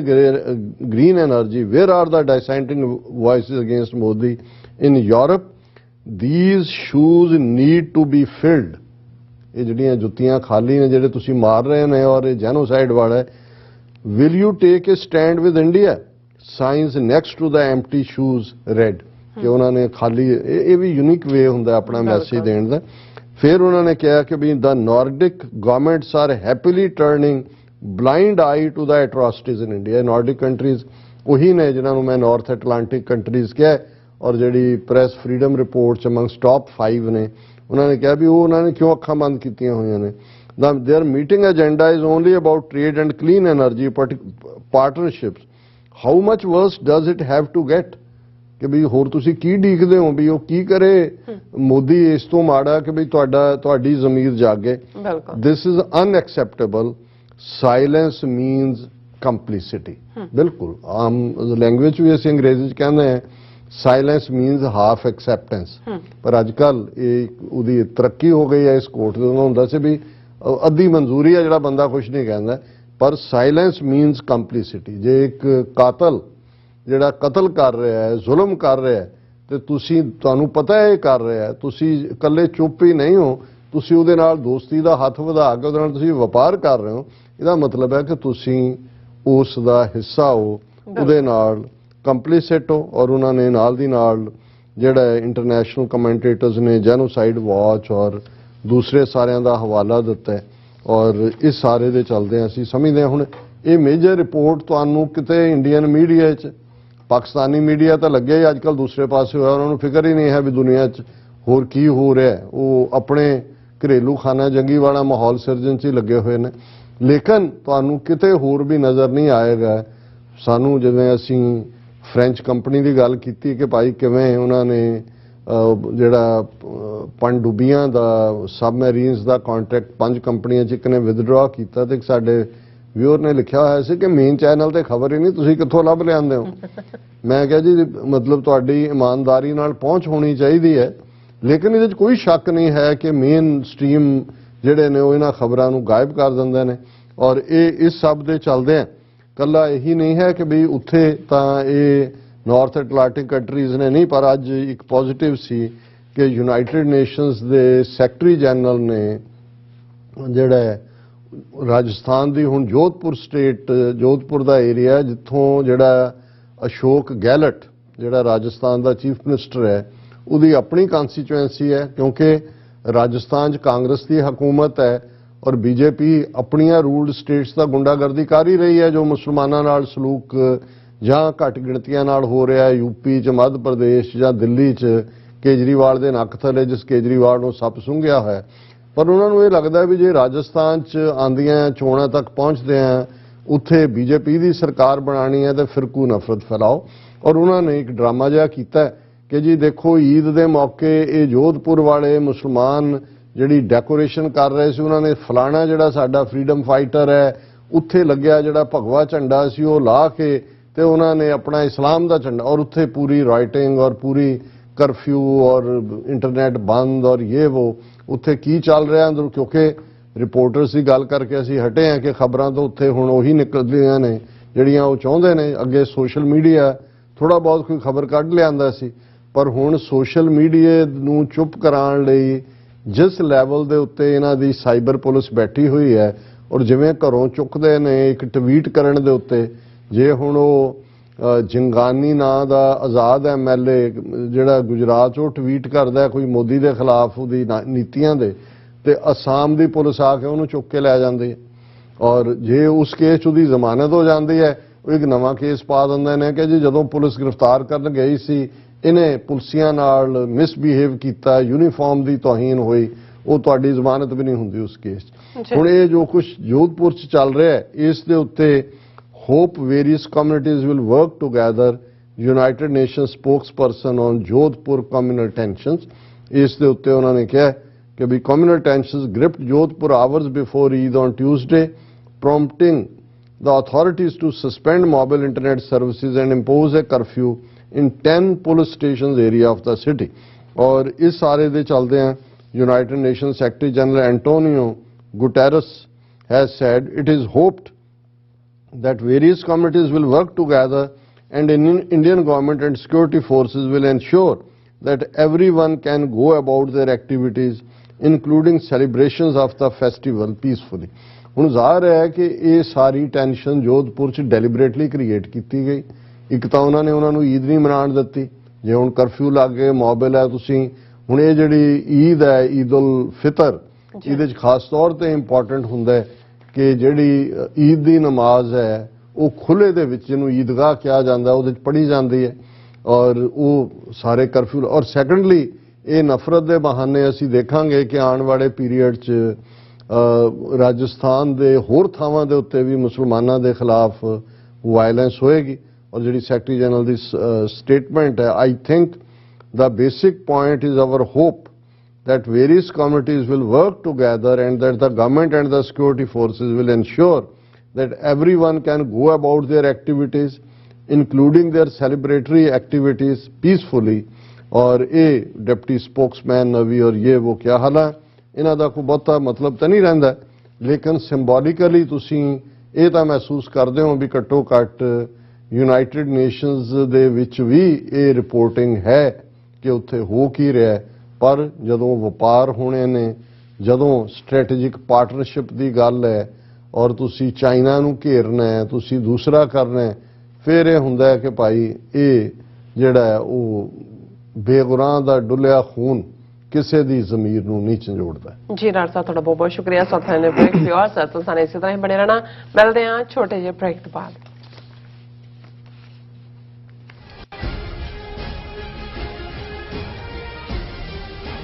UK ਅਤੇ ਜਨੇਵਾ ਤੋਂ ਬਾਅਦ ਖਾਲਿਸਤਾਨ ਰੈਫਰੈਂਡਮ ਦੀਆਂ ਵੋਟਾਂ ਦਾ ਅਗਲਾ ਪੜਾਅ ਇਟਲੀ। ਇਟਲੀ ਵਿੱਚ ਖਾਲਿਸਤਾਨ ਰੈਫਰੈਂਡਮ ਦੀਆਂ ਵੋਟਾਂ ਬ੍ਰੇਸ਼ੀਆ ਦੇ ਬ੍ਰਿਕਸੀਆ ਫੋਰਮ ਵਿੱਚ 8 ਮਈ ਦਿਨ ਐਤਵਾਰ ਨੂੰ ਪੈਣਗੀਆਂ। ਹੋਰ ਜਾਣਕਾਰੀ ਲਈ ਸੰਪਰਕ ਕਰੋ +39 345 500 9516 ਜਾਂ +39 327 583 0424। ਦੀਪ ਸਿੱਧੂ ਦੀ ਨਿੱਘੀ ਯਾਦ ਵਿੱਚ ਸ਼੍ਰੋਮਣੀ ਅਕਾਲੀ ਦਲ ਅੰਮ੍ਰਿਤਸਰ ਅਮਰੀਕਾ ਵੱਲੋਂ ਵਿਸ਼ੇਸ਼ ਪੰਥਕ conference royal Indian palace New York ਵਿਖੇ 8 ਮਈ 2022 ਦਿਨ ਐਤਵਾਰ ਨੂੰ ਕਰਵਾਈ ਜਾ ਰਹੀ ਹੈ। ਇਸ ਕਾਨਫਰੰਸ ਵਿੱਚ ਸਰਦਾਰ ਕੁਸ਼ਲਪਾਲ ਸਿੰਘ ਮਾਨ ਖਾਸ ਤੌਰ ਤੇ ਹਾਜ਼ਰੀ ਭਰਨਗੇ ਤੇ ਸਰਦਾਰ ਇਮਾਨ ਸਿੰਘ ਮਾਨ ਵੀਡੀਓ ਕਾਲ ਰਾਹੀਂ ਹਾਜ਼ਰੀ ਲਗਵਾਉਣਗੇ। ਆਓ ਕੌਮੀ ਹੋਂਦ ਦੀ ਲੜਾਈ ਨੂੰ ਹੋਰ ਮਜ਼ਬੂਤ ਕਰੀਏ। ਇਸ ਕਾਨਫਰੰਸ ਵਿੱਚ ਆਪ ਸਭ ਨੂੰ ਸ਼ਮੂਲੀਅਤ ਕਰਨ ਦੀ ਬੇਨਤੀ ਕੀਤੀ ਜਾਂਦੀ ਹੈ। ਇਸ ਪ੍ਰੋਗਰਾਮ ਦਾ ਲਾਈਵ ਪ੍ਰਸਾਰਣ ਤੁਸੀਂ TV 84 ਤੇ ਦੁਪਹਿਰ 12:30 ਵਜੇ ਤੋਂ ਦੇਖ ਸਕਦੇ ਹੋ। ਵਧੇਰੇ ਜਾਣਕਾਰੀ ਲਈ ਤੁਸੀਂ ਹੇਠ ਦਿੱਤੇ ਨੰਬਰਾਂ ਤੇ ਸੰਪਰਕ ਕਰ ਸਕਦੇ ਹੋ।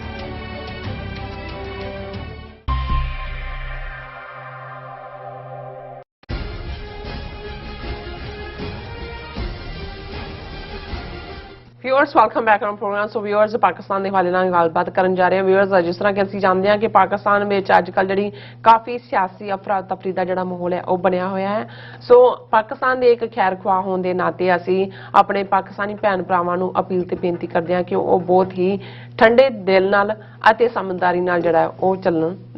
चलन इस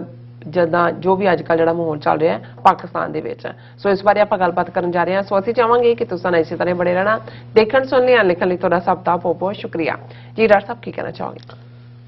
देखो साडे बहुत सारे पाकिस्तानी व्यूअर्स दे प्राइवेट मैसेजेस भी लिखतां भी ने जिस उन्हां दा कहना है कि पाकिस्तान दे विच जो कुछ चल रहा है हो रहा है तुसीं लेटली उस दे उत्ते कोई खास टिप्पणी नहीं करदे। पासिंग रैफरेंस दे विच गल हुंदी है जिवें तुसीं उस सारी सिचुएशन नूं अवॉइड कर रहे हो। बिल्कुल ठीक फरमाया है साडे वैल विशर्स ने, साडे व्यूअर्स ने, और उस दा रीज़न है असीं कल दे प्रोग्राम च भी अपील जिहड़ी कि एक खैर ख्वाह होण दे नाते, वैल विशर होण दे नाते, पाकिस्तानी स्टेट दे, पाकिस्तानी अवाम दे, और जदों मैं रिपीटेडली सांझां दी गल भी करदा तहजीब दियां सांझां उस तो भी अबव ऑल जदों मैं ये कहना है कि साडे लई पाकिस्तान पाक धरती है क्योंकि साडा मक्का ते मदीना ननकाना साहब करतारपुर साहब पाकिस्तान च ने और असी शुक्रगुजार भी हैं कि इन्हां थावां दी ठीक साम संभाल भी हो रही है। और जिवें 9 नवंबर 2019 नूं करतारपुर साहब कॉरीडोर खोलिया जांदा है 70 साल दी सिख कौम दी अरदास दुआ कबूल हुंदी है और असीं जिहड़ा समुची सिख कौम ਪਾਕਿਸਤਾਨ ਪ੍ਰਤੀ ਇਹ ਸਾਰੇ ਬੇਸ਼ੱਕ ਕੋਵਿਡ ਦੇ ਚੱਲਦੇ ਆ 2 ਸਾਲ ਪਾਬੰਦੀਆਂ ਰਹੀਆਂ, ਪਰ ਅਸੀਂ ਹਰ ਸਿੱਖ ਜਿਹੜਾ ਉਸ ਧਰਤੀ ਤੇ ਜਾਂਦਾ ਹੈ ਉਹ ਪਾਕਿਸਤਾਨ ਦੇ ਲੋਕਾਂ ਦੀ ਮੁਹੱਬਤ, ਉਹਨਾਂ ਦਾ ਨਿਸ਼ਕਾਮ ਪਿਆਰ ਔਰ ਸਿੱਖਾਂ ਪ੍ਰਤੀ ਉਹਨਾਂ ਦੀ ਇੱਕ ਸਤਿਕਾਰ ਵਾਲੀ ਭਾਵਨਾ। ਔਰ ਇਹਦੇ 'ਚ ਕੋਈ ਸ਼ੱਕ ਨਹੀਂ ਹੈ ਕਿ ਜਦੋਂ ਅਸੀਂ ਈਵਨ ਅਮਰੀਕਾ ਦੀ ਗੱਲ ਵੀ ਕਰਦੇ ਹਾਂ, ਇੱਕ ਅਮਰੀਕਾ ਹੈ ਜਿਹੜੀ ਅਮਰੀਕਨ ਸਟੇਟ ਹੈ, ਫਿਰ ਅੱਜ ਕੱਲ੍ਹ ਇੱਕ ਲਫ਼ਜ਼ ਹੋਰ ਇਸਤੇਮਾਲ ਹੋਣਾ ਸ਼ੁਰੂ ਹੋ ਗਿਆ ਹੈ ਇੰਟੈਲੀਜੈਂਸ ਏਜੰਸੀਆਂ ਜਾਂ ਜਿਹੜੇ ਲੋਕ ਡੀਪ ਸਟੇਟ, ਉਹ ਬਹੁਤ ਵਾਰ ਪੈਂਟਾਗਨ ਨਾਲ ਜੋੜ ਕੇ ਡੀਪ ਸਟੇਟ ਹੁੰਦਾ ਹੈ। ਇੱਕ ਫਿਰ ਪੋਲੀਟੀਕਲ ਪਾਰਟੀਆਂ ਦੀਆਂ ਪਾਲਿਸੀਜ਼ ਨੇ, ਟਰੰਪ ਦੀ ਕੀ ਸੀ, ਬਾਈਡਨ ਦੀ ਕੀ ਸੀ, ਕਿਹਨੇ ਪੋਲਰਾਈਜ਼ ਕਿੱਧਰ ਨੂੰ ਕੀਤਾ ਹੈ। ਲੇਕਿਨ ਇਸ 'ਚ ਕੋਈ ਸ਼ੱਕ ਨਹੀਂ ਹੈ ਕਿ ਜੇ ਤੁਸੀਂ ਇਸ ਨੂੰ ਪਾਸੇ ਰੱਖ ਦਿਓ ਕਿ ਸਟੇਟ ਅਮਰੀਕਾ ਦੀ ਕਿਵੇਂ ਟਾਈਮ ਟੂ ਟਾਈਮ ਜਿਹੜੀ ਹੈ ਉਹ ਬਿਹੇਵ ਕਰਦੀ ਹੈ, ਤੇ ਜੇ ਤੁਸੀਂ ਅਮਰੀਕਨ ਆਵਾਮ ਦੇਖੋਗੇ, ਅਮਰੀਕਨ ਲੋਕ ਕਾਮਨਲੀ, ਤੇ ਤੁਹਾਨੂੰ ਲੱਗੇਗਾ ਕਿ ਨਹੀਂ, ਇਹ ਦੋ ਅਮਰੀਕਾ ਨੇ, ਇੱਕ ਉਹਨਾਂ ਦੀ ਡੀਪ ਸਟੇਟ ਜਾਂ ਓਪੀਨੀਅਨ ਮੇਕਰ, ਲਾਅ ਮੇਕਰ ਵੱਖਰੇ ਨੇ, ਆਮ ਆਵਾਮ ਵੱਖਰਾ ਹੈ। ਔਰ ਇਸ ਦਾ ਇਜ਼ਹਾਰ ਅਸੀਂ ਜਦੋਂ ਪੋਸਟ 9/11 ਹੇਟ ਕ੍ਰਾਈਮ ਸ਼ੁਰੂ ਹੋਏ ਔਰ ਸਿੱਖ ਕਿਉਂਕਿ ਵਿਜ਼ੀਬਲੀ ਦਸਤਾਰ ਔਰ ਦਾੜੀ ਦੇ ਨਾਲ ਵਿਜ਼ਿਬਿਲਿਟੀ ਸੀ, ਮਰਡਰ ਸ਼ੁਰੂ ਪਹਿਲਾਂ 3-4 ਦਿਨ ਬਾਅਦ ਮੈਸਾ ਅਰੀਜ਼ੋਨਾ ਦੇ ਵਿੱਚ ਜਸਪਾਲ ਸਿੰਘ ਦਾ ਮਰਡਰ ਹੋਇਆ, ਔਰ ਫਿਰ ਅਸੀਂ ਦੇਖਦੇ ਹਾਂ ਕਿ ਚੱਲਦਾ ਚੱਲਦਾ ਕਿਵੇਂ ਜਦੋਂ ਅੱਜ ਤੋਂ 5-6 ਸਾਲ ਪਹਿਲਾਂ ਵਿਸਕੌਨਸਿਨ ਸਟੇਟ ਦੇ ਓਕ ਕ੍ਰੀਕ ਗੁਰਦੁਆਰਾ ਸਾਹਿਬ ਦੇ ਅੰਦਰ 6 ਸਿੱਖ ਜਿਨ੍ਹਾਂ 'ਚ ਇੱਕ ਬੀਬੀ ਵੀ ਸ਼ਾਮਲ ਸਨ, ਉਹਨਾਂ ਨੂੰ ਇੱਕ ਗੋਰੇ ਨਸਲਵਾਦੀ ਨੇ ਮਾਰਿਆ। ਹੁਣ ਇੱਕ ਪਾਸੇ ਉਹ ਨਫ਼ਰਤ ਦੀ ਦੁਨੀਆ ਹੁੰਦੀ ਹੈ, ਦੂਸਰੇ ਪਾਸੇ ਅਸੀਂ ਦੇਖਿਆ ਕਿ ਕਿਵੇਂ ਕਾਮਨ ਅਮਰੀਕਨ ਇਸ ਸਾਰੇ ਤੋਂ ਬਾਅਦ ਇਹੀ ਮੈਸਾ ਅਰੀਜ਼ੋਨਾ ਮੈਂ ਵਿਜ਼ਿਟ ਜਦੋਂ ਕੀਤਾ ਤੇ ਵੱਡੀ ਗਿਣਤੀ 'ਚ ਅਮਰੀਕਨ, ਔਰ ਜਿੱਥੇ ਉਹ ਮਰਡਰ ਹੋਇਆ ਉੱਥੇ ਉਹਨਾਂ ਨੇ ਫੁੱਲਾਂ ਦੇ ਢੇਰ ਲਾਏ ਹੋਏ ਸੀ ਔਰ ਉਹਨੂੰ ਇੱਕ ਜਿਹੜਾ ਹੈ ਬਿਲਕੁਲ ਸ਼ਰਧਾਂਜਲੀ ਸਮਾਰੋਹ 'ਚ ਕਨਵਰਟ ਕਰ ਦਿੱਤਾ ਸੀ। ਇਹੀ ਵਿਸਕੌਨਸਨ ਦੇ ਵਿੱਚ ਸੀ। ਔਰ ਈਵਨ ਟਰੈਵਲ ਕਰਦੇ ਆ, ਹਾਲਾਂ ਕੋਈ ਆਮ ਬੰਦੇ ਕਈ ਵਾਰ ਜੇ ਹਵਾਈ ਜਹਾਜ਼ ਤੇ ਤੁਸੀਂ ਜਾ ਰਹੇ ਹੋ, ਕਾਮਨ ਜਿਹੜਾ ਵਾਈਟ ਅਮਰੀਕਨ ਕੋਈ ਆ ਕੇ ਜਾਂ ਬਲੈਕ ਅਮਰੀਕਨ ਤੁਹਾਨੂੰ I am sorry what is happening to your people, so ਇਹਦੇ ਤੋਂ ਅਸੀਂ ਅੰਦਾਜ਼ਾ ਲਾਉਂਦੇ ਹਾਂ ਕਿ ਵੀ ਇਹ ਇੱਕ ਡਿਫਰੈਂਟ ਲਾਈਨ ਹੈ। ਔਰ ਅੱਜ ਜਦੋਂ ਅਸੀਂ ਪਾਕਿਸਤਾਨ ਦੇ ਆਪਣੇ ਭਰਾਵਾਂ ਭੈਣਾਂ ਨੂੰ ਇੱਕ ਪੈਸ਼ਨੇਟ ਅਪੀਲ, ਕਿਉਂਕਿ ਇਹ ਅਪੀਲ ਇਸ ਲਈ ਪੈਸ਼ਨੇਟ ਹੈ ਕਿ ਖੈਰ ਖਵਾਹ ਹੋਣ ਦੇ ਨਾਤੇ ਮੈਂ ਇਹ ਮਹਿਸੂਸ ਕਰ ਰਿਹਾ ਕਿ ਜਿਸ ਪਾਸੇ ਵੱਲ ਪਾਕਿਸਤਾਨੀ ਸੁਸਾਇਟੀ ਸਮਾਜ ਜਾ ਰਿਹਾ, ਇੱਕ ਪਾਸੇ ਅਦਾਰੇ ਨੇ, ਅਦਾਰਿਆਂ ਦੇ ਵਿੱਚ ਉਹਨਾਂ ਦੀ ਨੈਸ਼ਨਲ ਅਸੈਂਬਲੀ ਹੈ ਜਾਂ ਉਹਨਾਂ ਦੇ ਇਲੈਕਸ਼ਨ ਕਮਿਸ਼ਨ ਹੈ ਜਾਂ ਉਹਨਾਂ ਦਾ ਕੋਰਟ ਸਿਸਟਮ ਹੈ, ਔਰ ਜਦੋਂ ਐਸਟੈਬਲਿਸ਼ਮੈਂਟ ਦਾ ਜ਼ਿਕਰ ਹੁੰਦਾ ਹੈ ਤੇ ਜ਼ਾਹਰ ਹੈ ਰੈਫਰੈਂਸ ਪਾਕਿਸਤਾਨ ਦੀ ਫੌਜ ਨੂੰ ਹੁੰਦੀ ਹੈ। ਔਰ ਇਸ ਦੇ ਉੱਤੇ ਵੀ ਕੋਈ ਦੋ ਰਾਵਾਂ ਨਹੀਂ ਨੇ ਕਿ ਜੇ ਪਾਕਿਸਤਾਨ ਦੀ ਇਹਨਾਂ ਲਗਭਗ 75 ਸਾਲ ਦੀ ਤਾਰੀਖ ਦੇਖੀਏ ਤੇ ਅੱਧਾ ਵਕਤ ਫੌਜ ਦਾ ਸਿੱਧਾ ਕੰਟਰੋਲ ਰਿਹਾ, ਔਰ ਬਾਕੀ ਵਕਤਾਂ ਦੇ ਵਿੱਚ ਵੀ ਇੱਕ ਗੱਲ ਦਾ ਧਿਆਨ ਰਿਹਾ ਕਿ ਇਹਦੇ ਬਾਵਜੂਦ ਜਦੋਂ ਅਸੀਂ ਜਮਹੂਰੀਅਤ ਦੀ ਜਾਂ ਦੂਸਰੇ ਦੀ ਗੱਲ ਕਰਦੇ ਹਾਂ, ਹਰ ਸੁਸਾਇਟੀ ਦੀਆਂ ਆਪਣੀਆਂ ਲੋੜਾਂ ਨੇ, ਹਰ ਸੁਸਾਇਟੀ ਦੇ ਵਿੱਚ ਉਹਨਾਂ ਦੀ ਜਿਹੜੀ ਤਹਿਜ਼ੀਬ ਹੈ ਉਹਦਾ ਇੱਕ ਪਿਛੋਕੜ ਹੈ, ਮਜ਼ਹਬ ਦਾ ਇੱਕ ਆਪਣਾ ਰੋਲ ਹੈ, ਔਰ ਲੋਕਾਂ ਦੀ ਤਰਬੀਅਤ, ਹਰ ਸਿਸਟਮ ਹਰ ਥਾਂ ਫਿੱਟ ਨਹੀਂ ਹੁੰਦਾ। ਅਮਰੀਕਾ ਨੇ 20 ਸਾਲ ਫੌਜ ਅਫਗਾਨਿਸਤਾਨ 'ਚ ਰੱਖ ਕੇ ਉਹਨੂੰ ਜਮਹੂਰੀਅਤ ਬਣਾ ਲਿਆ। ਉਹ ਜੋ ਉਹਨਾਂ ਦਾ ਸੀ ਕਿ ਜੀ ਅਸੀਂ ਇਰਾਕ, ਹੁਣ ਇਰਾਕ ਦੇ ਵਿੱਚ ਵੀ ਇਹ ਤੁਰੇ ਤੇ ਅਸੀਂ ਸਾਰੇ ਜਮਹੂਰੀਅਤ ਬਣਾਉਣ ਉੱਥੇ ਬਣ ਗਏ। ਸੋ ਸਾਨੂੰ ਇਹ ਦੇਖਣਾ ਪਏਗਾ ਵੀ ਹਰ ਖਿੱਤੇ ਦੇ ਵਿੱਚ ਕੁਛ ਨਾ ਕੁਛ ਜਿਹੜਾ ਉਹਨਾਂ ਦਾ ਆਪਣਾ, ਔਰ ਉਹਨਾਂ ਲੋਕਾਂ ਨੇ ਡਿਸਾਈਡ ਕਰਨਾ ਹੁੰਦਾ ਹੈ। ਇਹ ਵੀ ਇੱਕ ਰੀਜ਼ਨ ਹੈ ਕਿ ਜਦੋਂ ਕੋਈ ਸੁਸਾਇਟੀ ਟਰਮੋਇਲ 'ਚ ਹੁੰਦੀ ਹੈ, ਕੁਛ ਚੀਜ਼ ਚੱਲ ਰਹੀ ਹੁੰਦੀ ਹੈ, ਕੁਛ ਟੁੱਟ ਭੱਜ ਹੋ ਰਹੀ ਹੁੰਦੀ ਹੈ, ਤੇ ਦੋ ਤਰ੍ਹਾਂ ਦੀਆਂ ਇਹ ਹੋਪਸ ਹੁੰਦੀਆਂ ਨੇ। ਇੱਕ ਤਾਂ ਇਹ ਹੈ ਕਿ ਇਹਦੇ 'ਚੋਂ ਕੋਈ ਚੰਗਾ ਨਿਕਲੇਗਾ, ਕੋਈ ਨਵਾਂ ਨਿਊ ਹੋਏ, ਪਰ ਇਸ ਗੱਲ ਦਾ ਫੀਅਰ ਵੀ ਹੁੰਦਾ ਹੈ ਕਿ ਜਦੋਂ ਬਹੁਤ ਸਾਰੇ ਐਲੀਮੈਂਟ ਤੁਹਾਡੇ ਨੈਗੇਟਿਵਿਟੀ ਵਾਲੇ ਚੱਲ ਰਹੇ ਹੋਣ ਜਾਂ ਆਲਾ ਦੁਆਲਾ ਇਸ ਕਿਸਮ ਦਾ ਹੋਏ ਤੇ ਤੁਸੀਂ ਜਿਸ ਸਿਚੁਏਸ਼ਨ 'ਚੋਂ ਉਸ ਤੋਂ ਵਰਸਟ ਵੀ ਜਾ ਕੇ ਡਿੱਗ ਸਕਦੇ ਹੋ। ਬਿਲਕੁਲ। ਹੁਣ ਜੇ ਪਾਕਿਸਤਾਨ ਦੇ ਹਵਾਲੇ ਨਾਲ 75 ਸਾਲ ਦੀ ਗੱਲ ਕਰੀਏ, ਹਾਲਾਂ ਜਦੋਂ ਇਹ ਪ੍ਰੋਫੈਸਰ ਇਸ਼ਤਿਆਕ ਅਹਿਮਦ ਜਿਹੜੇ ਇਧਰ ਯੂਰਪੀਅਨ ਕੰਟਰੀ ਦੇ ਵਿੱਚ ਬੈਠੇ ਨੇ, ਉਹਨਾਂ ਨੇ ਪਾਕਿਸਤਾਨ ਇਹ ਗੈਰੀਸਨ ਸਟੇਟ ਨਾਂ ਦੀ ਕਿਤਾਬ ਜਿਹੜੀ ਆ ਉਹ ਲਿਖੀ, ਤੇ ਉਹਨਾਂ ਨੇ ਈਵਨ ਪਾਕਿਸਤਾਨ ਦੀ ਹੋਂਦ ਨੂੰ ਹੀ ਇਸ ਗੱਲ ਦੇ ਨਾਲ ਜੋੜ ਦਿੱਤਾ ਹੈ ਕਿ ਜੀ ਇੱਕਦਮ ਜਿਹੜਾ ਬ੍ਰਿਟਿਸ਼ ਕਲੋਨੀਅਲਸ ਦਾ ਵਰਤਾਰਾ ਟੁਵਰਡਸ ਫੇਵਰਿੰਗ ਪਾਕਿਸਤਾਨ ਹੋਇਆ, ਇਸ ਲਈ ਕਿਉਂਕਿ ਉਹਨਾਂ ਨੂੰ ਲੱਗਾ ਕਿ ਵੀ ਜਿਹੜਾ ਬਲੌਕ ਬਣ ਰਹੇ ਨੇ ਸੋਵੀਅਤ ਯੂਨੀਅਨ, ਇਹ ਤਾਂ ਠੀਕ ਹੈ ਪੋਲਰਾਈਜੇਸ਼ਨ ਰਾਈਟ ਅਵੇ ਸ਼ੁਰੂ ਹੋ ਗਈ ਸੀ, ਨਵੇਂ ਸੋਵੀਅਤ ਯੂਨੀਅਨ ਔਰ ਅਮਰੀਕਾ ਔਰ ਈਵਨ ਜਰਮਨ ਨੂੰ ਬਰਲਿਨ ਨੂੰ ਲੈ ਕੇ, ਔਰ ਜਿਹੜੀ ਕਸ਼ੀਦਗੀ ਸੀ ਰੂਜ਼ਵੈਲਟ ਦੇ ਵਿਚਾਲੇ ਔਰ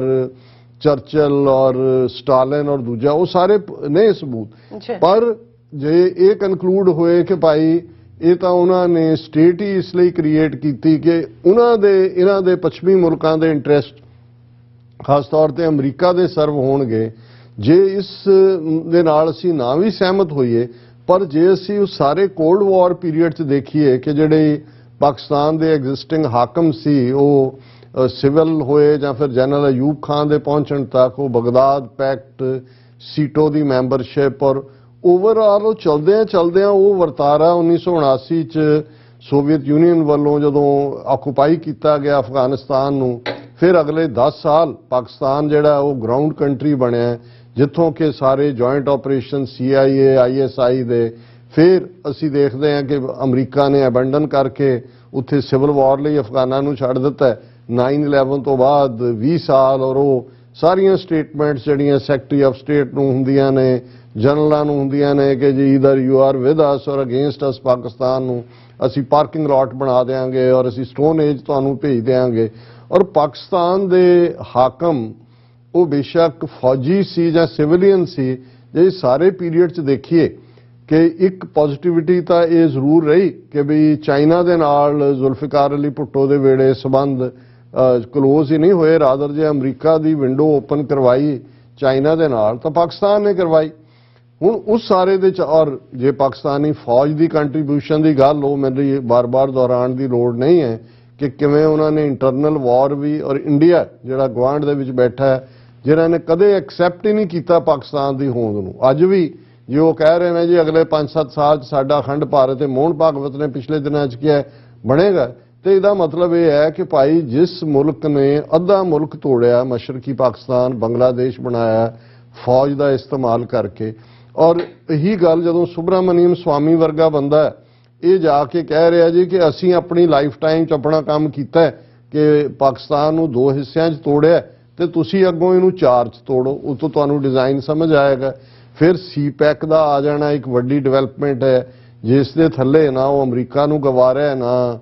ਜਿਹੜਾ ਭਾਰਤ ਨੂੰ ਗਵਾ ਰਿਹਾ। ਸੋ ਇਹਨਾਂ ਹਾਲਾਤਾਂ ਦੇ ਚੱਲਦੇ ਆ ਮੈਂ ਅਗੇਨ ਇਹ ਕਹਿਣਾ ਚਾਹੁੰਦਾ ਵੀ ਸਾਡੀ ਲਾਇਲਟੀ ਔਰ ਸਾਡੀ ਖੈਰ ਖਵਾਈ ਨੇਸ਼ਨ ਲੋਕਾਂ ਦੇ ਨਾਲ ਹੈ, ਸਿਆਸੀ ਧਿਰਾਂ ਜਾਂ ਪਾਰਟੀਆਂ ਦੇ ਨਾਲ ਅਸੀਂ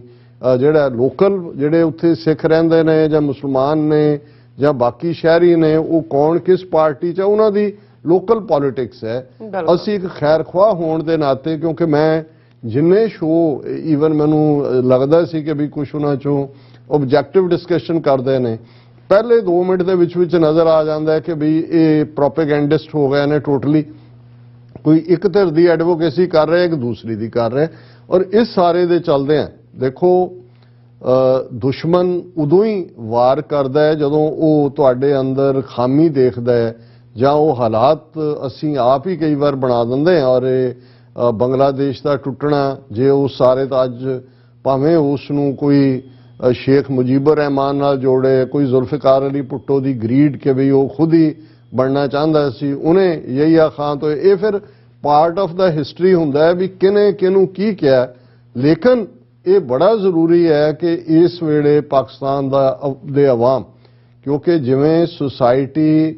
ਇੰਤਸ਼ਾਰ ਵੱਲ ਵੱਧ ਰਹੀ ਹੈ ਔਰ ਮੈਨੂੰ ਇਹ ਲੱਗਦਾ ਹੈ ਕਿ ਟੌਕਸਿਕ ਹੋ ਰਹੀ ਹੈ, ਜਦੋਂ ਇੱਕ ਟੌਕਸਿਸਿਟੀ ਹੁੰਦੀ ਹੈ ਤੁਹਾਡੇ ਦਿਮਾਗ 'ਚ ਇੱਕ ਫਤੂਰ ਚੜਿਆ ਹੁੰਦਾ ਹੈ, ਉਦੋਂ ਲੌਜਿਕ ਜਾਂ ਬੈਠ ਕੇ ਗੱਲ ਕਰਨਾ ਜਾਂ ਡਾਇਲੌਗ ਕਰਨਾ ਹਰ ਮਸਲੇ ਦਾ ਹੱਲ ਹੁੰਦਾ ਹੈ। ਲੋਕ ਤਾਂ ਉਹੀ ਨੇ, ਜੇ ਕੋਈ ਫੌਜ ਦੀ ਗੱਲ ਕਰੀਏ ਫੌਜ ਵੀ ਆਪਣੀ ਹੈ, ਪਾਕਿਸਤਾਨ ਦੇ ਕੋਈ ਇਜ਼ਰਾਈਲ ਦੀ ਫੌਜ ਤਾਂ ਨਹੀਂ ਹੈ।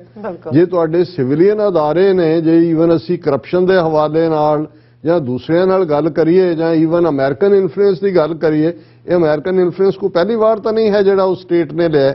ਫਿਰ ਤੁਹਾਨੂੰ 75 ਸਾਲ ਪਹਿਲਾਂ ਜਾਣਾ ਪਏਗਾ ਕਿ ਵੀ ਅਸੀਂ ਆਪਣੀ ਨਿਊਟਰਲ ਜਿਹੜੀ ਹੈ ਫੋਰਨ ਪਾਲਿਸੀ ਜਾਂ ਇੰਡੀਪੈਂਡੈਂਟ ਫੋਰਨ ਪਾਲਿਸੀ ਕਿਉਂ ਨਹੀਂ ਰੱਖੀ, ਕਿਉਂ ਅਸੀਂ ਇੰਨੀ ਡਿਪੈਂਡੈਂਸ ਕੀਤੀ, ਕਿਉਂ ਅਸੀਂ ਉਸ ਸਾਰੇ ਦੇ ਉੱਤੇ ਫੋਰਨ IMF ਜਾਂ ਦੂਜਿਆਂ ਤੀਜਿਆਂ ਦੇ ਉੱਤੇ ਰਹੇ, ਕਿਉਂਕਿ ਦੇਖੋ ਇਹ ਜਦੋਂ ਇਹ ਕਲੋਨੀਅਲਿਜ਼ਮ ਦਾ ਦੌਰ ਮੁੱਕਿਆ ਸੈਕੰਡ ਵਰਲਡ ਵਾਰ ਦੇ ਨਾਲ, ਇੱਕ ਨਵਾਂ ਟ੍ਰੈਂਡ ਆਇਆ ਕਿ ਭਾਈ ਇਹ ਵਰਲਡ ਬੈਂਕ, IMF, ਇਹ ਸਾਰੇ ਅਦਾਰੇ ਇਹਨਾਂ ਦੇ ਨੇ ਸ਼ਾਹੂਕਾਰਾਂ ਵਾਲਾ ਕੰਮ ਹੈ। ਔਰ ਜਿਵੇਂ ਇੱਕ ਵੱਡੇ ਮੁਲਕ ਨਾਲ ਜੁੜਨਾ ਮਜਬੂਰੀ ਬਣ ਗਈ, ਮੈਂ ਕਈ ਵਾਰੀ ਪੰਜਾਬੀ ਜ਼ਬਾਨ ਦੇ ਅਖਾਣਾਂ ਦੇ ਵਿੱਚ ਦੇਖਦਾ, ਉਹ ਕਹਿਣਗੇ ਜੀ ਗੁਰੂ ਬਿਨਾ ਗਤ ਨਹੀਂ, ਸ਼ਾਹ ਬਿਨਾ ਪੱਤ ਨਹੀਂ। ਹੁਣ ਤੁਸੀਂ ਇਹ ਦੇਖੋਗੇ ਕਿ ਸ਼ਾਹੂਕਾਰ ਜਿਹੜਾ ਵਿਆਜੀ ਸੂਦੀ ਪੈਸਾ ਦਿੰਦਾ ਸੀ, ਉਹਨੇ ਆਪਣੀ ਇੰਨੀ ਕੁ ਥਾਂ ਬਣਾ ਲਈ ਸੁਸਾਇਟੀ 'ਚ ਕਿ ਸੁਸਾਇਟੀ ਨੂੰ ਲੱਗਦਾ ਸੀ ਕਿ ਵੀ ਤੁਹਾਡੇ ਵੇਲੇ ਕੁੜੀ ਦਾ ਵਿਆਹ ਹੈ, ਮੁਸੀਬਤ ਆ ਗਈ, ਜੇ ਸ਼ਾਹੂਕਾਰ ਕੋਲ ਤੁਸੀਂ ਭਾਵੇਂ ਤੁਸੀਂ ਆਪਣੀ ਜ਼ਮੀਨ ਗਹਿਣੇ ਪਾਈ, ਤੁਹਾਡੀ ਜ਼ਮੀਨ ਖਾ ਜਾਂਦਾ ਸੀ ਅਲਟੀਮੇਟਲੀ, ਜ਼ੀਰੋਆਂ ਲਾਉਂਦੇ, ਪਰ ਤੁਸੀਂ ਕਹਿੰਦੇ ਜੀ ਸ਼ਾਹ ਬਿਨਾ ਪੱਤ ਨਹੀਂ, ਕਿ ਜੇ ਕੋਈ ਸਾਡੇ ਚੰਗਾ ਸ਼ਾਹ ਨਹੀਂ ਤੇ ਸਾਡੀ ਪੱਤ ਨਹੀਂ ਰਹਿੰਦੀ, ਇੱਜ਼ਤ ਨਹੀਂ ਰਹਿੰਦੀ। ਸੋ ਇਹ IMF, ਵਰਲਡ ਬੈਂਕ, ਇਹਨਾਂ ਸਾਰਿਆਂ ਨੇ ਉਹ ਮਾਹੌਲ ਕ੍ਰੀਏਟ ਕਰ ਦਿੱਤੇ। ਔਰ ਉਹਦੇ ਚੋਂ ਜਦੋਂ ਤੱਕ ਔਰ ਇਹ ਜਿਹੜੀ ਬਿਮਾਰੀ ਲੰਬੇ ਵਕਤ ਦੀ ਹੁੰਦੀ ਹੈ, ਉਹਦੇ 'ਚ ਕੋਈ ਮੈਜਿਕ ਵੈਂਡ ਨਹੀਂ ਹੁੰਦਾ ਕਿ ਜਿਹਦੇ ਨਾਲ ਤੁਸੀਂ ਜਾਦੂ ਦੀ ਛੜੀ ਘੁਮਾਓ ਤੇ ਉਹ ਜਿਹੜਾ ਉਹ ਬਿਮਾਰੀ ਦੂਰ ਹੋ ਜਾਏ। ਸੁਸਾਇਟੀ ਦੇ ਵਿੱਚ ਗੰਭੀਰ ਡਿਸਕਸ਼ਨ, ਚਿੰਤਨ, ਤਬਦੀਲੀ, ਬੇਸ਼ੱਕ ਕਿਸੇ ਪਾਸੇ ਵੀ ਉਹ ਤਬਦੀਲੀ ਜਾਏ, ਪਰ ਮੇਰਾ ਤਾਂ ਇੰਨਾ ਕੀ ਕਹਿਣਾ ਹੈ, ਕਿਉਂਕਿ ਸਾਡੇ ਵੀਰ ਬਾਰ-ਬਾਰ ਜਦੋਂ ਲਿਖਦੇ ਨੇ ਤਾਂ ਮੈਨੂੰ ਲੱਗਿਆ ਕਿ ਵੀ ਇਹ ਨਾ ਲੱਗੇ ਕਿ ਅਸੀਂ ਉਸ ਸਾਰੇ ਦਰਦ ਨੂੰ ਸਮਝਦੇ ਹਾਂ, ਫਿਕਰਮੰਦ ਹੈ। ਔਰ ਮੈਨੂੰ ਇਹ ਲੱਗਦਾ ਹੈ ਕਿ ਭਾਈ ਇਹ ਕਿਸੇ ਪਾਸੇ ਵੀ ਇਹ ਜਿਹੜਾ ਟੌਕਸਿਕ ਮਾਹੌਲ ਬਣਿਆ ਹੋਇਆ ਹੈ, ਇਹ ਸੁਸਾਇਟੀ ਦੇ ਵਿੱਚ ਫਰਦਰ ਜਿਹੜਾ ਉਹ ਪਾੜ ਪਾ ਸਕਦਾ ਹੈ, ਦੁਸ਼ਮਣ ਉਹਦਾ ਫਾਇਦਾ ਚੁੱਕ ਸਕਦਾ ਹੈ। ਅਨਸਟੇਬਿਲਿਟੀ ਜਿਹੜੀ ਹੈ ਉਹ ਅਲਟੀਮੇਟਲੀ ਕਿਸੇ ਦੇ ਵੀ ਹੱਕ 'ਚ ਨਹੀਂ ਹੁੰਦੀ। ਸੋ ਅਸੀਂ ਇਹੀ ਕਹਿਣਾ ਚਾਹੁੰਦੇ ਹਾਂ ਕਿ ਭਾਈ ਇਸ ਸਾਰੇ ਨੂੰ ਠੰਡੇ ਦਿਲ ਦੇ ਨਾਲ ਸੋਚ ਕੇ, ਸਮਝ ਕੇ, ਜਿੱਥੇ ਵੀ ਜਿਹੜਾ ਵੀ ਜੋ ਰੋਲ ਅਦਾ ਕਰ ਸਕਦਾ ਹੈ, ਇਸ ਵੇਲੇ ਮੁਲਕ ਨੂੰ ਦੇਖੋ, ਵੱਡੇ ਹਾਲਾਤ, ਇੰਟਰਨੈਸ਼ਨਲ ਤਬਦੀਲੀਆਂ ਕੀ ਹੋ ਰਹੀਆਂ ਨੇ, ਉਸ ਖਿੱਤੇ 'ਚ ਕੀ ਹੋ ਰਹੀਆਂ ਨੇ, ਯੂਰਪ 'ਚ ਕੀ ਹੋ ਰਹੀਆਂ, ਇਹ ਸਾਡੀ ਜਿਹੜੀ ਆ ਅਰਨੈਸਟ ਅਪੀਲ ਹੈ, ਗੁਜ਼ਾਰਿਸ਼ ਹੈ। ਬਾਕੀ ਤਾਂ ਸਭ ਕੁਝ ਅੱਲਾਹ ਤਾਲਾ ਦੇ ਹੱਥ ਵਾਸ ਹੈ। ਬਿਲਕੁਲ ਡਾਕਟਰ ਸਾਹਿਬ, ਤੁਹਾਡਾ ਬਹੁਤ ਸ਼ੁਕਰੀਆ। ਸਵਾਤ ਲੈਣਾ ਬ੍ਰੇਕ ਫਿਓਰਸ ਆ, ਤੁਸੀਂ ਕਿਤੇ ਨਹੀਂ ਜਾਣਾ, ਮਿਲਦੇ ਹਾਂ after this short break.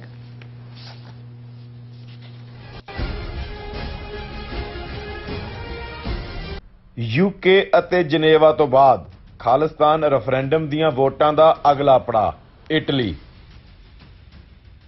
Italy ਵਿੱਚ ਖਾਲਿਸਤਾਨ ਰੈਫਰੈਂਡਮ ਦੀਆਂ ਵੋਟਾਂ ਬ੍ਰੇਸ਼ੀਆ ਦੇ ਬ੍ਰਿਕਸੀਆ ਫੋਰਮ ਵਿੱਚ 8 ਮਈ ਦਿਨ ਐਤਵਾਰ ਨੂੰ ਪੈਣਗੀਆਂ। ਹੋਰ ਜਾਣਕਾਰੀ ਲਈ ਸੰਪਰਕ ਕਰੋ +39 345 500 9516 ਜਾਂ +39 327 583 0424। ਦੀਪ ਸਿੱਧੂ ਦੀ ਨਿੱਘੀ ਯਾਦ ਵਿੱਚ ਸ਼੍ਰੋਮਣੀ ਅਕਾਲੀ ਦਲ ਅੰਮ੍ਰਿਤਸਰ ਅਮਰੀਕਾ ਵੱਲੋਂ ਵਿਸ਼ੇਸ਼ ਪੰਥਕ conference royal Indian palace New York ਵਿਖੇ 8 ਮਈ 2022 ਦਿਨ ਐਤਵਾਰ ਨੂੰ ਕਰਵਾਈ ਜਾ ਰਹੀ ਹੈ। ਇਸ ਕਾਨਫਰੰਸ ਵਿੱਚ ਸਰਦਾਰ ਕੁਸ਼ਲਪਾਲ ਸਿੰਘ ਮਾਨ ਖਾਸ ਤੌਰ ਤੇ ਹਾਜ਼ਰੀ ਭਰਨਗੇ ਤੇ ਸਰਦਾਰ ਇਮਾਨ ਸਿੰਘ ਮਾਨ ਵੀਡੀਓ ਕਾਲ ਰਾਹੀਂ ਹਾਜ਼ਰੀ ਲਗਵਾਉਣਗੇ। ਆਓ ਕੌਮੀ ਹੋਂਦ ਦੀ ਲੜਾਈ ਨੂੰ ਹੋਰ ਮਜ਼ਬੂਤ ਕਰੀਏ। ਇਸ ਕਾਨਫਰੰਸ ਵਿੱਚ ਆਪ ਸਭ ਨੂੰ ਸ਼ਮੂਲੀਅਤ ਕਰਨ ਦੀ ਬੇਨਤੀ ਕੀਤੀ ਜਾਂਦੀ ਹੈ। ਇਸ ਪ੍ਰੋਗਰਾਮ ਦਾ ਲਾਈਵ ਪ੍ਰਸਾਰਣ ਤੁਸੀਂ TV 84 ਤੇ ਦੁਪਹਿਰ 12:30 ਵਜੇ ਤੋਂ ਦੇਖ ਸਕਦੇ ਹੋ। ਵਧੇਰੇ ਜਾਣਕਾਰੀ ਲਈ ਤੁਸੀਂ ਹੇਠ ਦਿੱਤੇ ਨੰਬਰਾਂ ਤੇ ਸੰਪਰਕ ਕਰ ਸਕਦੇ ਹੋ।